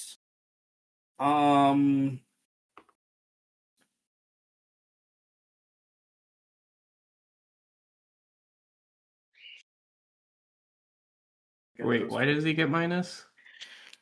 Because I rolled a -2 on the dice. Oh. Ooh. And he has a vitality of 3, so that turns into a 1. He will spend the 1 strain he can to get to a 2. What did you get? 6. Okay, with 4 degrees. I love it. Well, these guys are minions, so it's okay. So that's severe burning.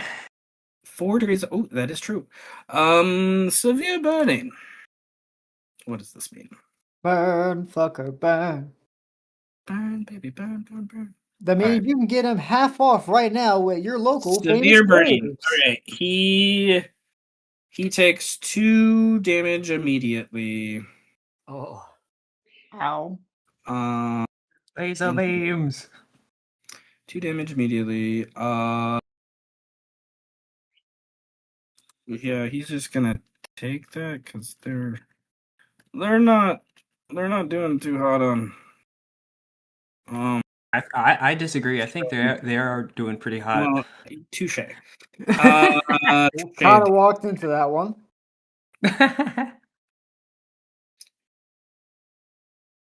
Okay. End of the round, indeed. All right. Okay. Oh shit! I just got resonance. I'm gonna spend that too. When you reach the range. Okay. So. He will do. Okay. As I roll basically a sanity check for him, as when you get this high level of burning, you have to decide whether or not whether you panic. So he's I gonna want them to panic. roll a stability check. He Makes got a what I do next better. -1. He fails horribly.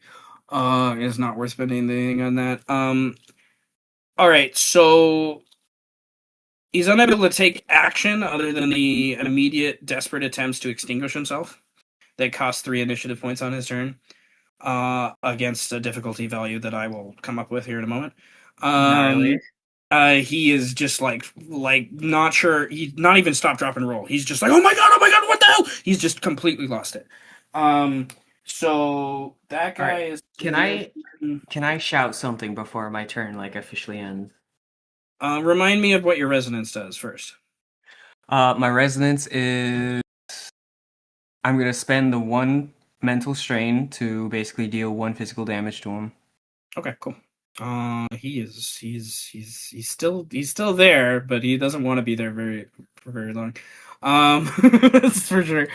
So yeah, can I shout out what I want to shout out before like I finish? Yes, I think that costs initiative, but yes, that's fine. If it costs initiative, I will happily pay the extra.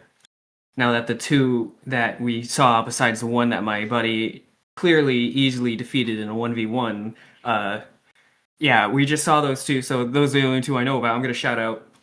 Alright, both of you stand down, drop your shit, and I'll take out the fire. Surrender and I'll put you out. I love it. Okay. They are overwhelmed. Fire that's like somewhat not physical. Like you make it physical, but like they're just on fire. With that idea, Malik yells out to them. Bring him down another 1 initiative for that. Which brings us to 4 initiative. We have 3 people going on 4 initiative. At different parts of the area. I'm going to go to Luther first, as that action needs to be taken care of. Your son is on 1 initiative. I'll give you that much. Like he can't move without help right now. He's like a little, I think, like shocked and fear by that idea. Luther, you have 4 initiative. There's 2 people on fire near you. You probably shrug it off as your son's probably his shock itself is more important. You see on the other side of the gate from you where this truck is pointed towards, there are 4 guards running away from the exploding building. Running away from them further west of you, you see probably the hobbled form of Dr. Current moving to the other side of the building from you. Other than that, exploding building, screams in the back. What do you want to do?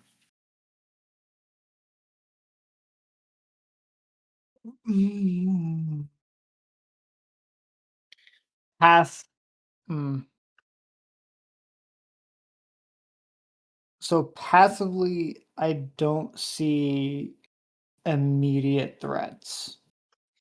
Not anyone immediately after you or your son, no. You guys are actually kind of in a weird clearing right now, where Malik is drawing enough attention to where you think you could get your son out of here as long as your son listens. He's kind of frozen though right now. You could carry him, you could, like you Okay. could, but he's like you either need to grab him and move him forcibly, or and do basically an opposed check for that, or you need to try to convince him to jump out and move, which would be a skill check to probably intimidate him. If nothing else, maybe presence. I could argue presence to try to just like level with him as a father if you wanted to take that perspective. But I honestly think intimidation makes a lot more sense of like, get the fuck out of here, kid. Like let's move. There's guns. Come on, stupid. Let's go. So, what do you want to do? Okay. Well, luckily, I can, if I have to use it, I can shift defensively. So I'm not gonna shift right now. Your son would have to roll a word check. Exactly.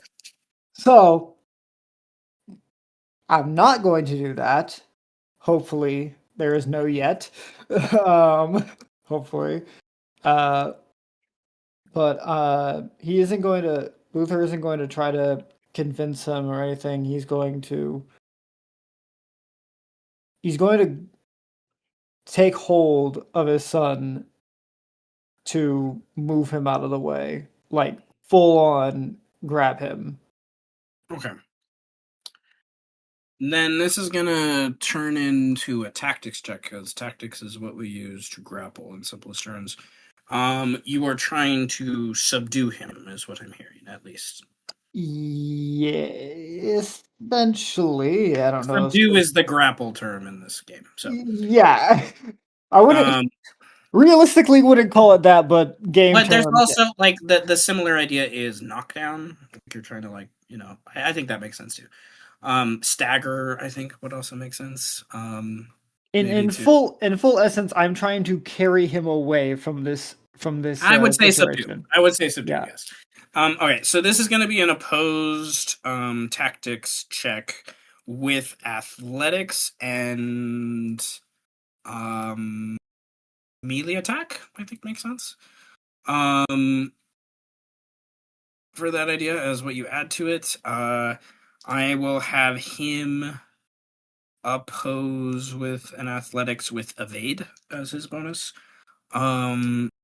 He is going to have a I think he's still surprised. I'm going to give him a -3 on defending himself from everything that's going on here.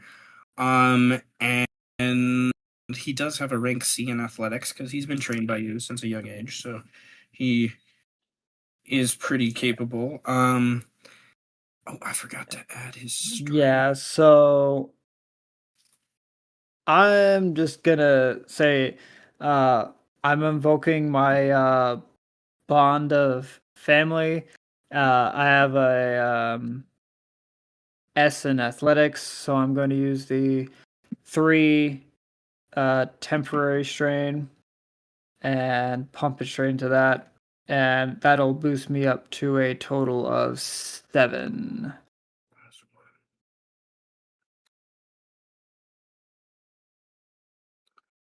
He would spend what strain he can, and then he would activate his principle. I need to make my own way. And he will also have to loosely. Oh my goodness, boy! I forgot about that part. 3 for 5. He Matter of will. fact, just gonna fish for more points since I can technically reroll. Okay. Okay, fuck you, game. He will get. He has a -3, so that's a -1. He will spend the 3 to get that to a 2. He will get a 3 to get to a 5. That's as high as he can get as a 5. Pretty good for him, for a young kid. but not what you had an 8, 7. a 7, a 7. Okay, with a 7. Oh, what's your tactics bonus? Tactus bonus. Because the tactics bonus, it doesn't add to your direct bonus when you do an oppose. It gives you more degrees of success after you see the difference. I'm guessing that's the tactical acumen. Yes. That's a 0. Okay, cool. So you're coming in at 2 degrees of success. All right. With that idea, that is enough to stagger him and kind of disarm him, but that's not enough to like grab him and move him yet. He's kind of wedged his foot underneath there, and he's kind of like got him, like you're struggling to get him out of the bed of the truck as he's just like no no no no no no no and it's kind of like I don't think he fully processes that it's you necessarily as part of what this reaction is. He kind of just doesn't want to be removed and he's scared kind of in the process of that idea. However, because you're his father and you're just trying to help him, I will give you an extra +1, which will make it an 8. And I think you'll be able to like drag him off of the bed of the truck and get him to the gate that goes out as part of this kind of movement and action, I would say, for that idea. What I'm going to say that will cost you another initiative, so that'll bring you 3 initiative to kind of do this whole thing as you're kind of doing. Well, no, 2 initiative as you're doing a might. So it'll bring you down to 0. So it'll 2 tactics to grapple him, and then 2 more initiative to kind of drag him away from the car. It's fine by me. Okay. So Malik sees that happening. Current, before you completely leave the area, you still see that happening. And kind of the corner of your eye. But current, we come to you, Brandon. We're gonna, with coming to 4 initiative, you've finished your move that you started. You're at the corner, the left corner, if you will, of the warehouse. You can look around and see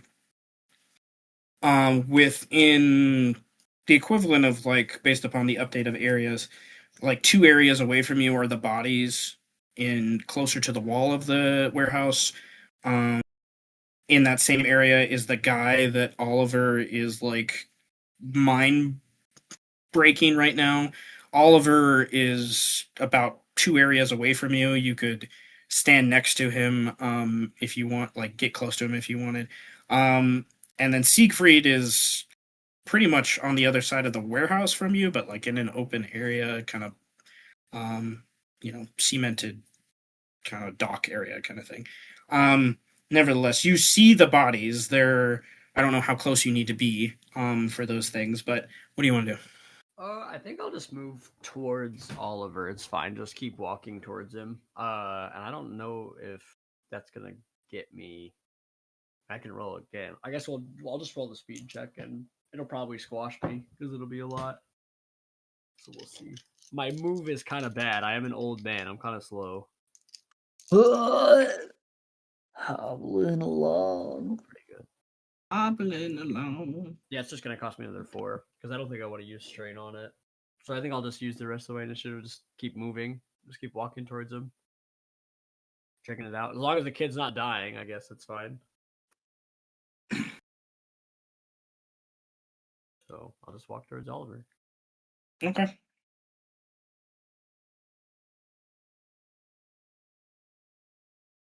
Yeah.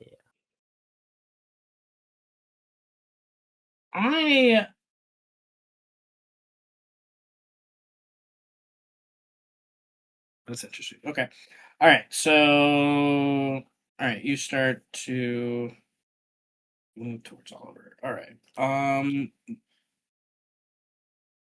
What'd you get for your number? 4. 4. I roll a 4. So, I think Oliver hears before he actually sees like the hobbled, heaving panting mess that is Dr. Curran as he follows you finally after the explosion. And then okay, I'm gonna have those guys do a collaborative check. And that is a 3.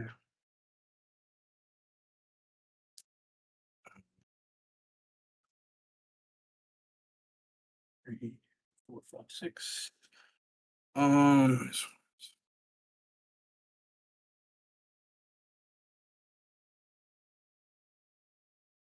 1.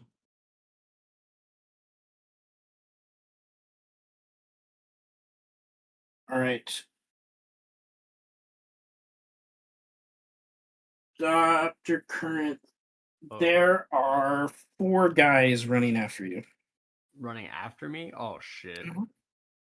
You got to the because you chose to move towards Oliver, you got around the corner before they could get line of sight on you, so to speak, but you hear them coming from around the corner, or the spirits warning you about them, so to speak. So do I have to Um, stop? Like, oh fuck. all Luther, they move away from you, which they kind of they kind of acknowledge that that's going on, but they seem to recognize Dr. Current instead of you and kind of go after Dr. Current instead. Not well. You know, there's also a couple guys on fire over there, and you know, there's for those things. Don't put my son in the middle of it all, and maybe I'll give a fuck. That is their turn. Okay. This, we are now down to 3 initiatives. I love this game. Siegfried, we're gonna go to you first, since it's been the longest time since you've acted. The guy in front of you is kind of like dazed and confused. He can act on his turn. He just can't do very much because of how dazed he is. Siegfried, you of course recognize Oliver, who stood up and did this action. You see Dr. Current hobbling around the corner to kind of join you on this side of the dock and platform. The explosion is still kind of loosely going off inside the warehouse. The screams still coming from the dock. What do you want to do? The big question right now is if the guy being dazed breaks the spell, or if I still have to run away. That is a valid question. Let me reread his spell.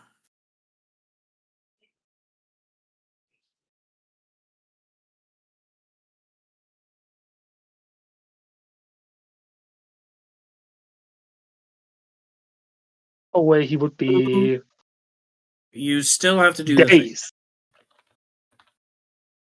But then I do the thing. I guess all I can really do right now is run away if the rules say that. Then Which direction do you want to go?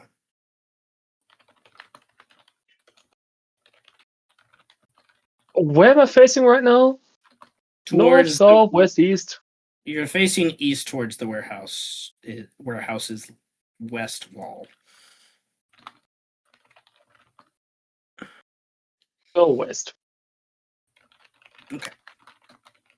So no one is there to oppose you because Oliver dazed the guy.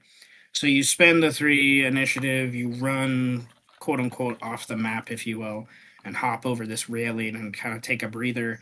And you all right, and you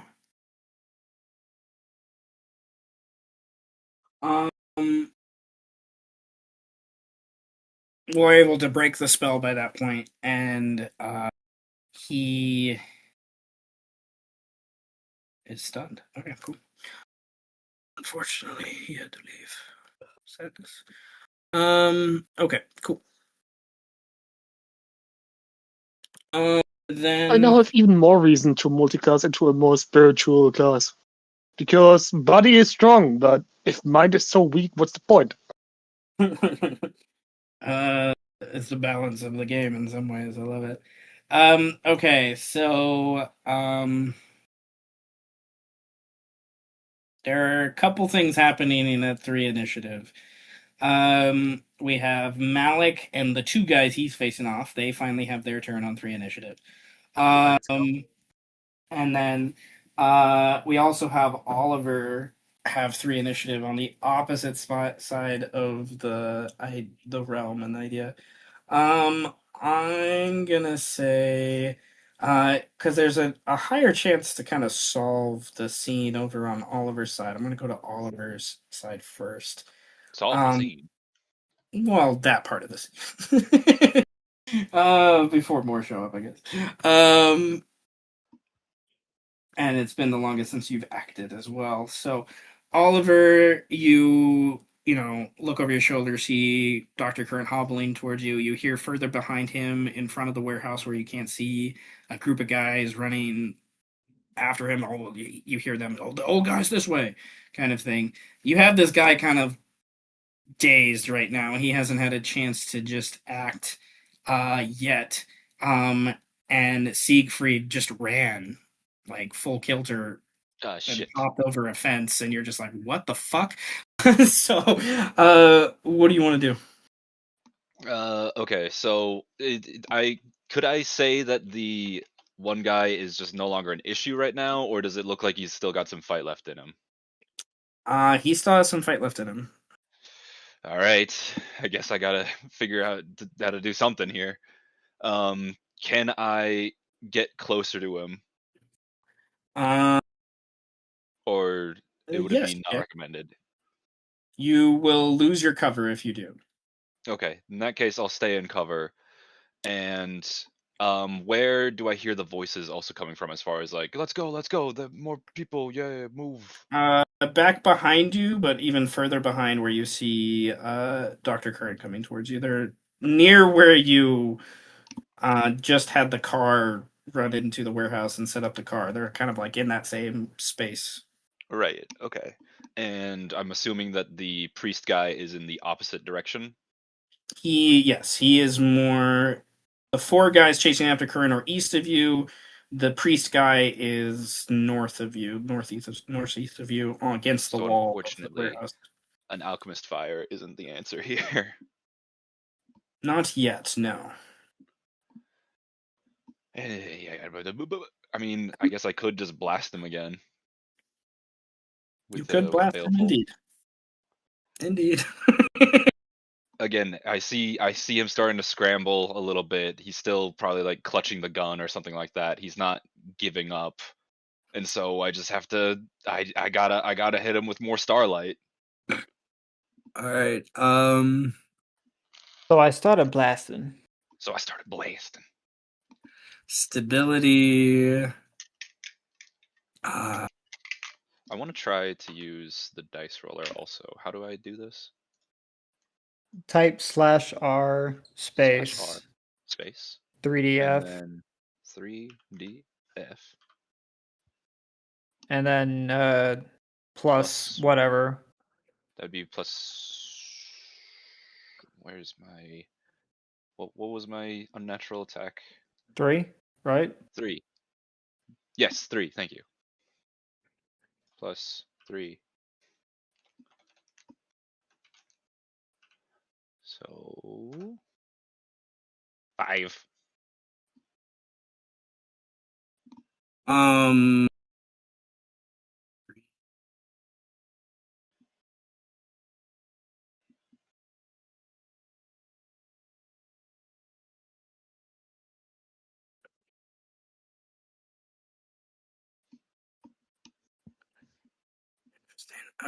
Okay. Um.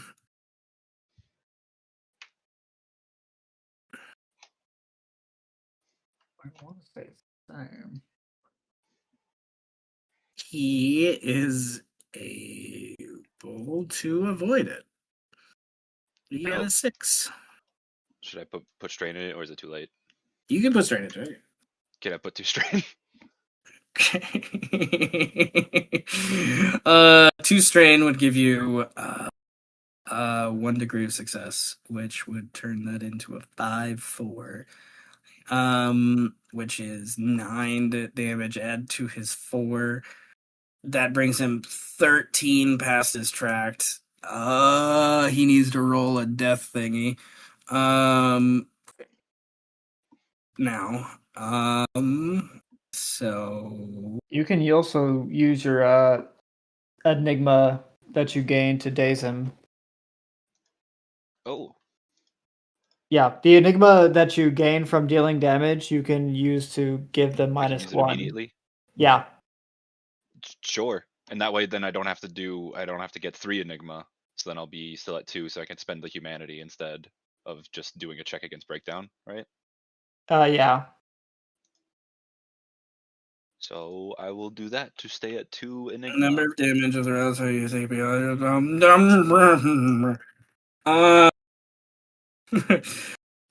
Okay.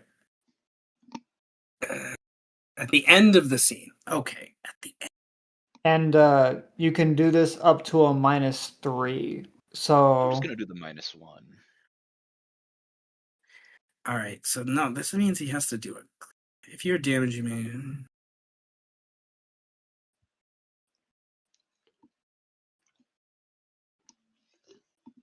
yeah, I think that means you can build up your enigmas first and then spend 3 to give them I'm a just worried about getting -3. too many enigmas because number of enigmas held affects. I mean, yeah, it's high risk, high reward type of I don't thing. want to go crazy.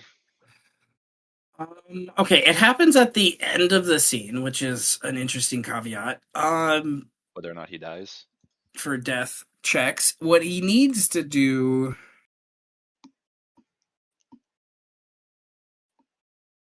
Considering Blaze of Glory, I'm not surprised. Yeah. Instant death. You take. Okay, instant death. Okay, there is an instant death thing. Okay, I was like, wait, wasn't there something? He's not there yet. It's 25 past their track. 25. Or Jesus. more points of damage beyond the unmarked wound factor after you die. That's for a lot of damage. yeah. Once the scene ends and all up checks and deaths are resolved. Interesting. Okay. It's like you gotta get hit by a firing squad type level damage. Or by a god, probably. I mean, yeah, you're fucked. The- Fucking Cthulhu just like opens his eye a little bit from his sleep, sees you. Meme. Oops. Goes back to sleep. Like you didn't even notice.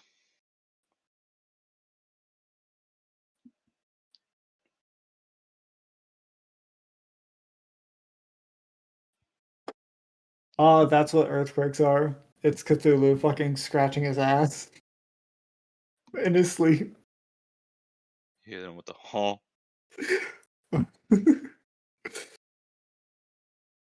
So much fucking sense. I feel like I'm missing something, so I'm trying to find. Whether or not he There's dies. There's this thing called up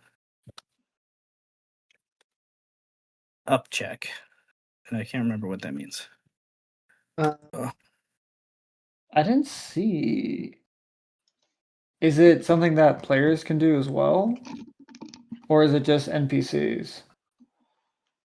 Okay, no, it depends on how I've made the NPC. This NPC, there's different qualifications for NPCs, and this guy in particular is a rival. And rivals are qualified as made like PCs, so he uses the same rules as PCs. I was looking for it, and up check is what we need to do here. If you take damage beyond your wound boxes you have available, you must make an up check to avoid falling unconscious. The attribute and skill for the up check depend on what type of damage, so I should have done that.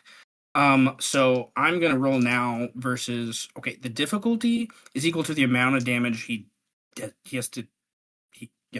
It's not happening. So So let's see, he has to beat a 13. Oh no. He could have beat a 4, so I'm gonna say in lieu of me forgetting that rule, he beat the 4 when he first got hit. He can't beat the 13. Um, and he falls unconscious after this hit. Like he, and then at the end of the scene, I will roll for him, and it's also death checks happen after any attempts for first aid. If anyone wants to apply that idea, I'm not sure if you want to towards this guy idea. I would like to point out he didn't shoot anyone. He just froze Siegfried is all he did and scared him. So I mean, but we're also surrounded by yes, there's I love the several dead chaos. bodies. I love the chaos that's happening here. It is definitely for that. And also, idea. he's not dead anyways, so No, he's not dead yet. No, he's definitely yeah.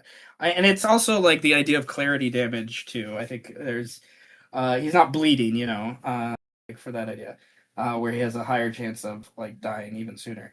Okay. So you spent 2 initiative to knock that guy unconscious. Malik, and your 2 guys that you have on fire, they don't take fire damage until the end of the round. But nevertheless, you guys potentially have a clash going on, which I'm excited for. Depending on what you're doing, because you're both at the same initiative. So if we both attack at the same time, that means a clash is activated. So Well, I'd like to point out that I did shout at them to surrender, and then I waited for them. So I kind of want okay, to that's like true. That's want to true. let them take their action first, Uh, and then have my guy take mine.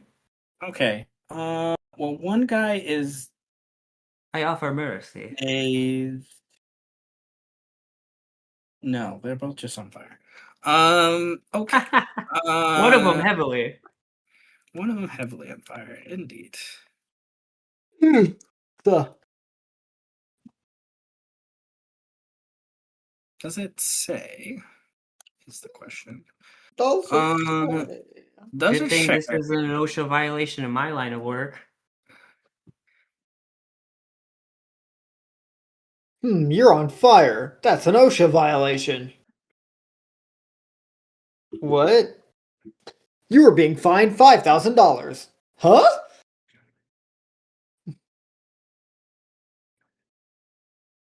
I don't get the reference.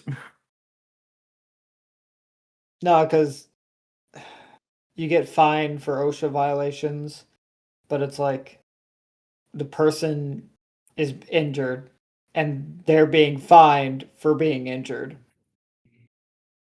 Oh yeah. Like them being on fire is the violation. Yeah. Funny how Okay. that works. I'm not seeing anything that says that they can put the fire out. They cannot.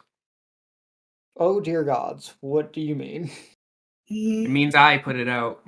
It is mental fire. So It's soul fire, bitch. all right. Do They they are. I understand told that? you I'm throwing passion. I don't think they understand that. One guy is also panicking, so I forgot about that. So the guy that's Surrender. panicking, Surrender, he I'll can't put do you any out. action other than attempting to extinguish himself, which costs 3 initiative. So that's like one guy, the severely burning guy who's closer to you, he's just like stop, dropping, and rolling, trying desperately to put it out. But he can't. I'll let the fire go out on him. But that takes his initiative. The other guy who also has the 3 initiative, because they share initiative, he is going to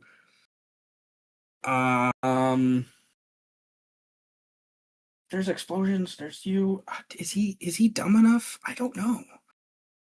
Yes, he is. Is he Luck dumb check enough? or Luck something. check, Deception. yes. Oh, okay. All right. We'll do a luck check. He got a -1. He is dumb that dumb. That's declared stupid. He is definitely that dumb. Okay, so he's gonna spend 2 initiative, and he's going to try to shoot you with his gun. He will need to spend 1 initiative because his gun wasn't drawn to draw his gun beforehand. And then he will go for 2 shots to you. So as he draws his gun, you will have a chance to react before he can shoot. What do you want to do Yeah. before he shoots? I'm gonna do the defensive shield. I know you said not to play around guns, so I'm not gonna play around with a gun. All right. He will spend 1 strain that he can as he shoots to activate his firearms training.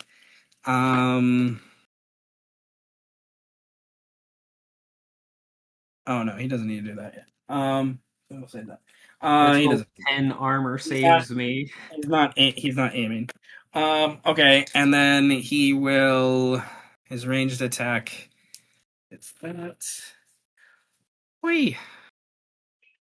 What does 10 armor do? What kind of armor? Armor against non-magical attacks. Well, we gotta do evade first, but we'll get Oh, there. all right. Evade. Do I Okay, actually so have evade? You should. everyone has an evade. Oh yeah, 2. Okay, so you have a dodge of rank D, so you could spend 1 physical strain to bring that evade to a 3. I mean 2 to bring it to a 4. 2 to a 4? Hell yeah. Okay, with a 4 and his Oh wait, I didn't roll yet. you don't roll with dodge. Oh, okay.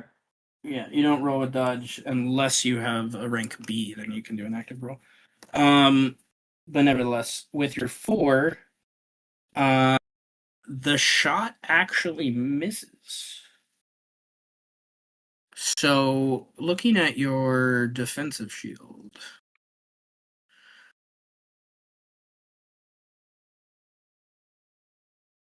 Did it miss because of the armor? no, it missed because you're evade. So, with the way your defensive shield works, you can spend it defensively. So you can spend it once you know you're taking damage. Is how it works. So I didn't spend it. So you didn't spend it yet. No. So you didn't have All to. right. You were just able to duck out of the way before his shot because he rolled a -2 on the dice, so he did roll through. Hey, put it down. Okay. So you didn't spend any initiative. What do you want to do? Well, I'm gonna spend the mental to keep the burning on that one. Okay. Oh wait, is that the entire round, or is it each time my round comes around? No, at the end of initiative. Oh, well When we then all- never mind then. When we all get to 0. Well, yeah, it's already spent on him. Yeah. So it'll continue into next round, is what that means in simple terms. Okie dokie. What should I do then? Shit. Mhm. Not just gravity his ass. What a boast. You got a gravity. You aim worse than my mother. She's blind. Endurance, vitality. And dead. He rolled I wish. really well. What the Well, fuck? not really. Sorry, that was dark. Yeah, Cat? roll. I thought we were maybe doing a secret lore thing. A little lore hint. Alright, roll your attack, good sir. Ah, yes, I must roll focus every second. I forgot. Focus. Focus. Boy, I hope this is a positive. Focus. Let's go.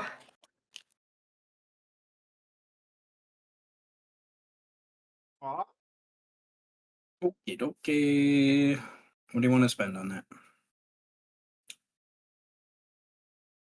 Sorry, hang on. If anything. Discipline. It's gonna be mental. Yeah. Bam. Okay. And then, just to remind you, the mastery doubles it. Oh, for their movement, yeah. Okay. Double initiative slows them down. Okay, so what's your final number? Oh, it's 6. Okay. Sorry.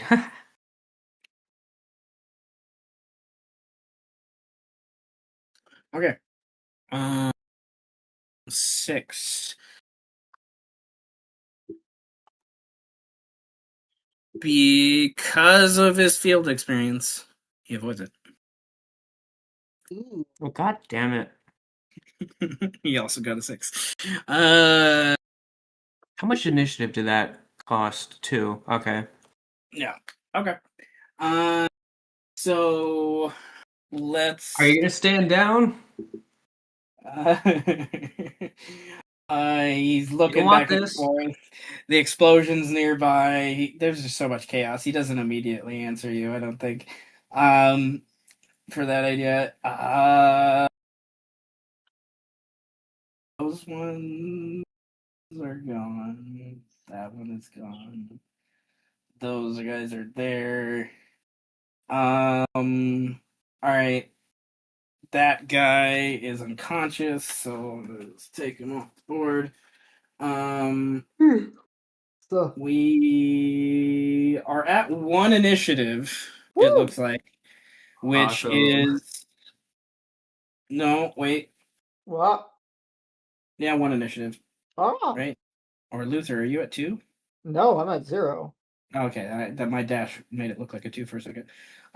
Okay, so we have your son Martin's at 1 initiative. That's what he rolled. Malik is at 1 initiative, and Oliver is at 1 initiative before we end the round. For those things. So Martin, I'm gonna have go first because he has a gun. He is subdued, so he has to overspend to try to break out of that, and he can't roll high enough right now to do so. So there you go. That's what he tries to do. He tries to just let me go, Dad, let me go. He starts to recognize it's you, but he's still kind of like just freaking out a little bit in a panic mode, I imagine. Oliver, with your 1 initiative, and of course you can overspend.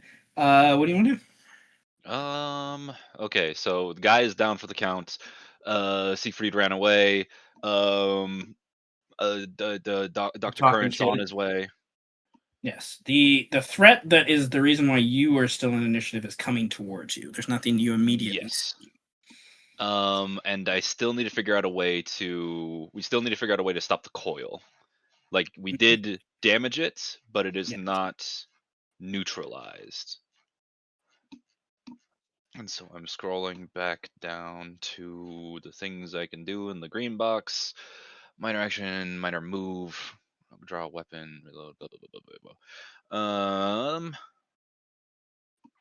In that case, how damaged does the coil look? With your vigilance of 5 and what you can see through and around the warehouse, which is definitely in the way of most of the parts, it is probably you could, I think, make a loose guesstimate of. Your focus is pretty high. Probably like 25-30% damage. I do have another grenade. You're pretty far away to throw your grenade from this position. You need to get closer for that, but yes. Unless you have a grenade launcher. Nope. I've got to figure out how to get closer. I could teleport again, or try to. I could try to impossible geometries again over there. That would definitely be an overspend. Would it be a minor move or a major move to get over there? I would argue a major move, and I would like you to roll stealth check because there are people over there that you may not want to see you. You know. Well, Okay, the hold on. I also still have 2 Enigma. What can I do with 2 Enigma and impossible geometries? well, impossible geometries last for the scene once you've activated Oh, it. okay. So in addition, you may move in ways. Okay, so can I stealth with impossible geometries over there? Yes. Would that be activating it, or is it just like using the You bonus can and the effect from it still? You're you using a skill check and you get the bonus from impossible geometries for the scene. Yeah. you Okay, also you may re-enter stealth even from plain sight. So okay. And once per scene, you may spend enigmas to gain additional uses of rank 3 of this ability, whether or not you have rank 3 or not. And so then rank 3, I do have 2 enigmas, which would take 2 to do it. Once per scene, as your turn, you may spend 1 spiritual strain to instantly teleport up to 2 areas. Well, Okay, so shit. yes, I will spend the 2 enigma to use rank 3 of impossible geometries for once per scene on your turn. You may spend 1 spiritual strain to instantly teleport up to 2 areas. Um, How much initiative does that cost? for the purpose of this ability, it is not your turn while you use interrupt initiative. That's all it okay, so says. that wouldn't be as interrupt. I would assume that it'd be 3 again Yeah. because it's Okay. using a It's skill. kind of a skill, yeah. Okay. I would still like an active stealth check for when you arrive on the other side to be Yes, on. sir. But I would But still have the you plus 3 because I used it at rank 2 earlier, right? yes. Okay. Yes. Oh, no. I caught them before I saw, so I'm going to use the dice roller because it feels more honest because everyone else can see. Slash R You can see it? 3. I mean, I was trusting you. I don't know. I was doing somewhat okay, so I just want to make sure. It would be stealth with dexterity or stealth with what?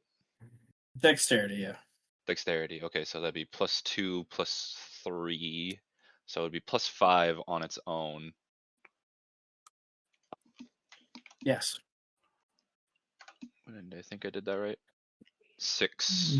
Okay, so Yes. Is that how 6. stealth works? Versus Yes. vigilance and the like.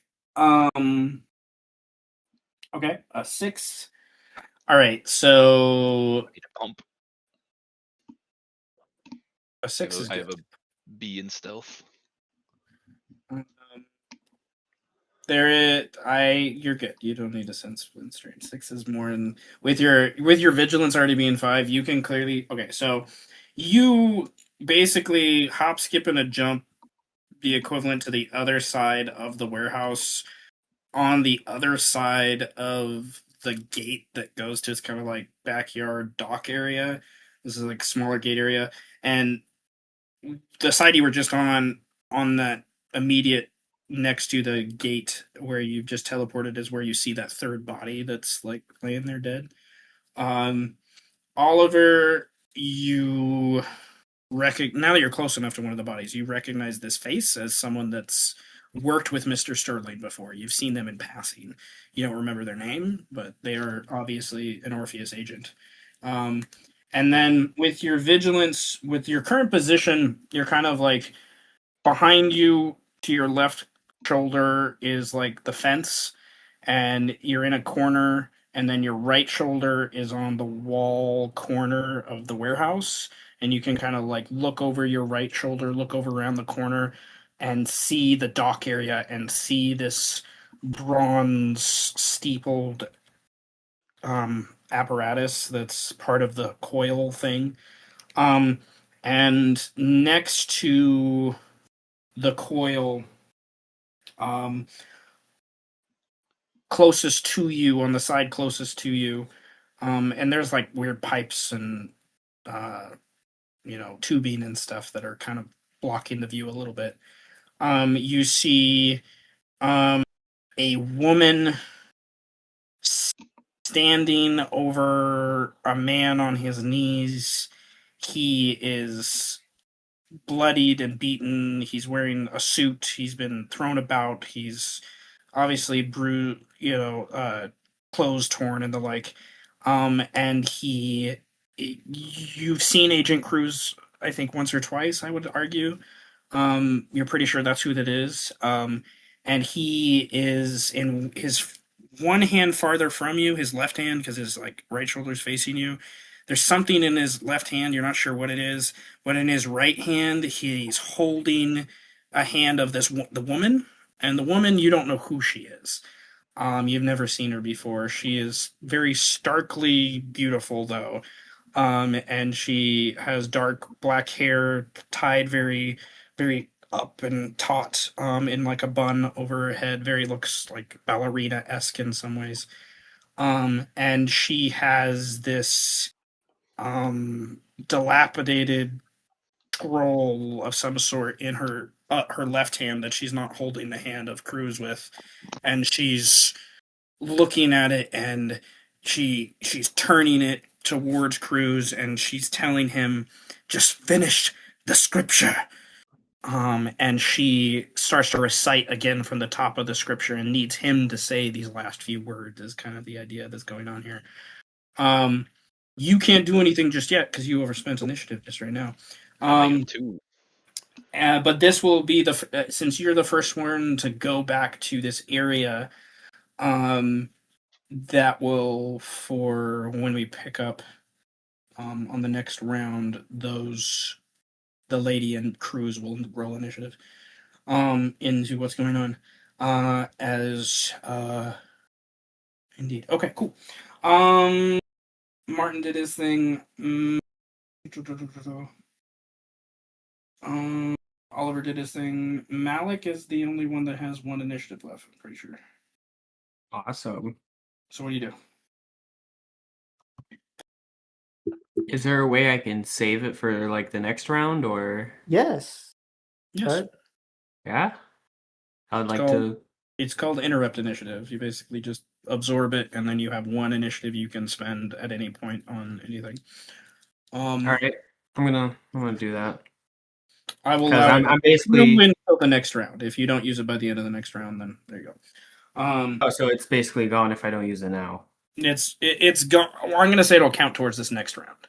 Okay then. Like if you haven't used it by the end of the next round, then it's gone. That's interrupt initiative is usually housed within a round or so.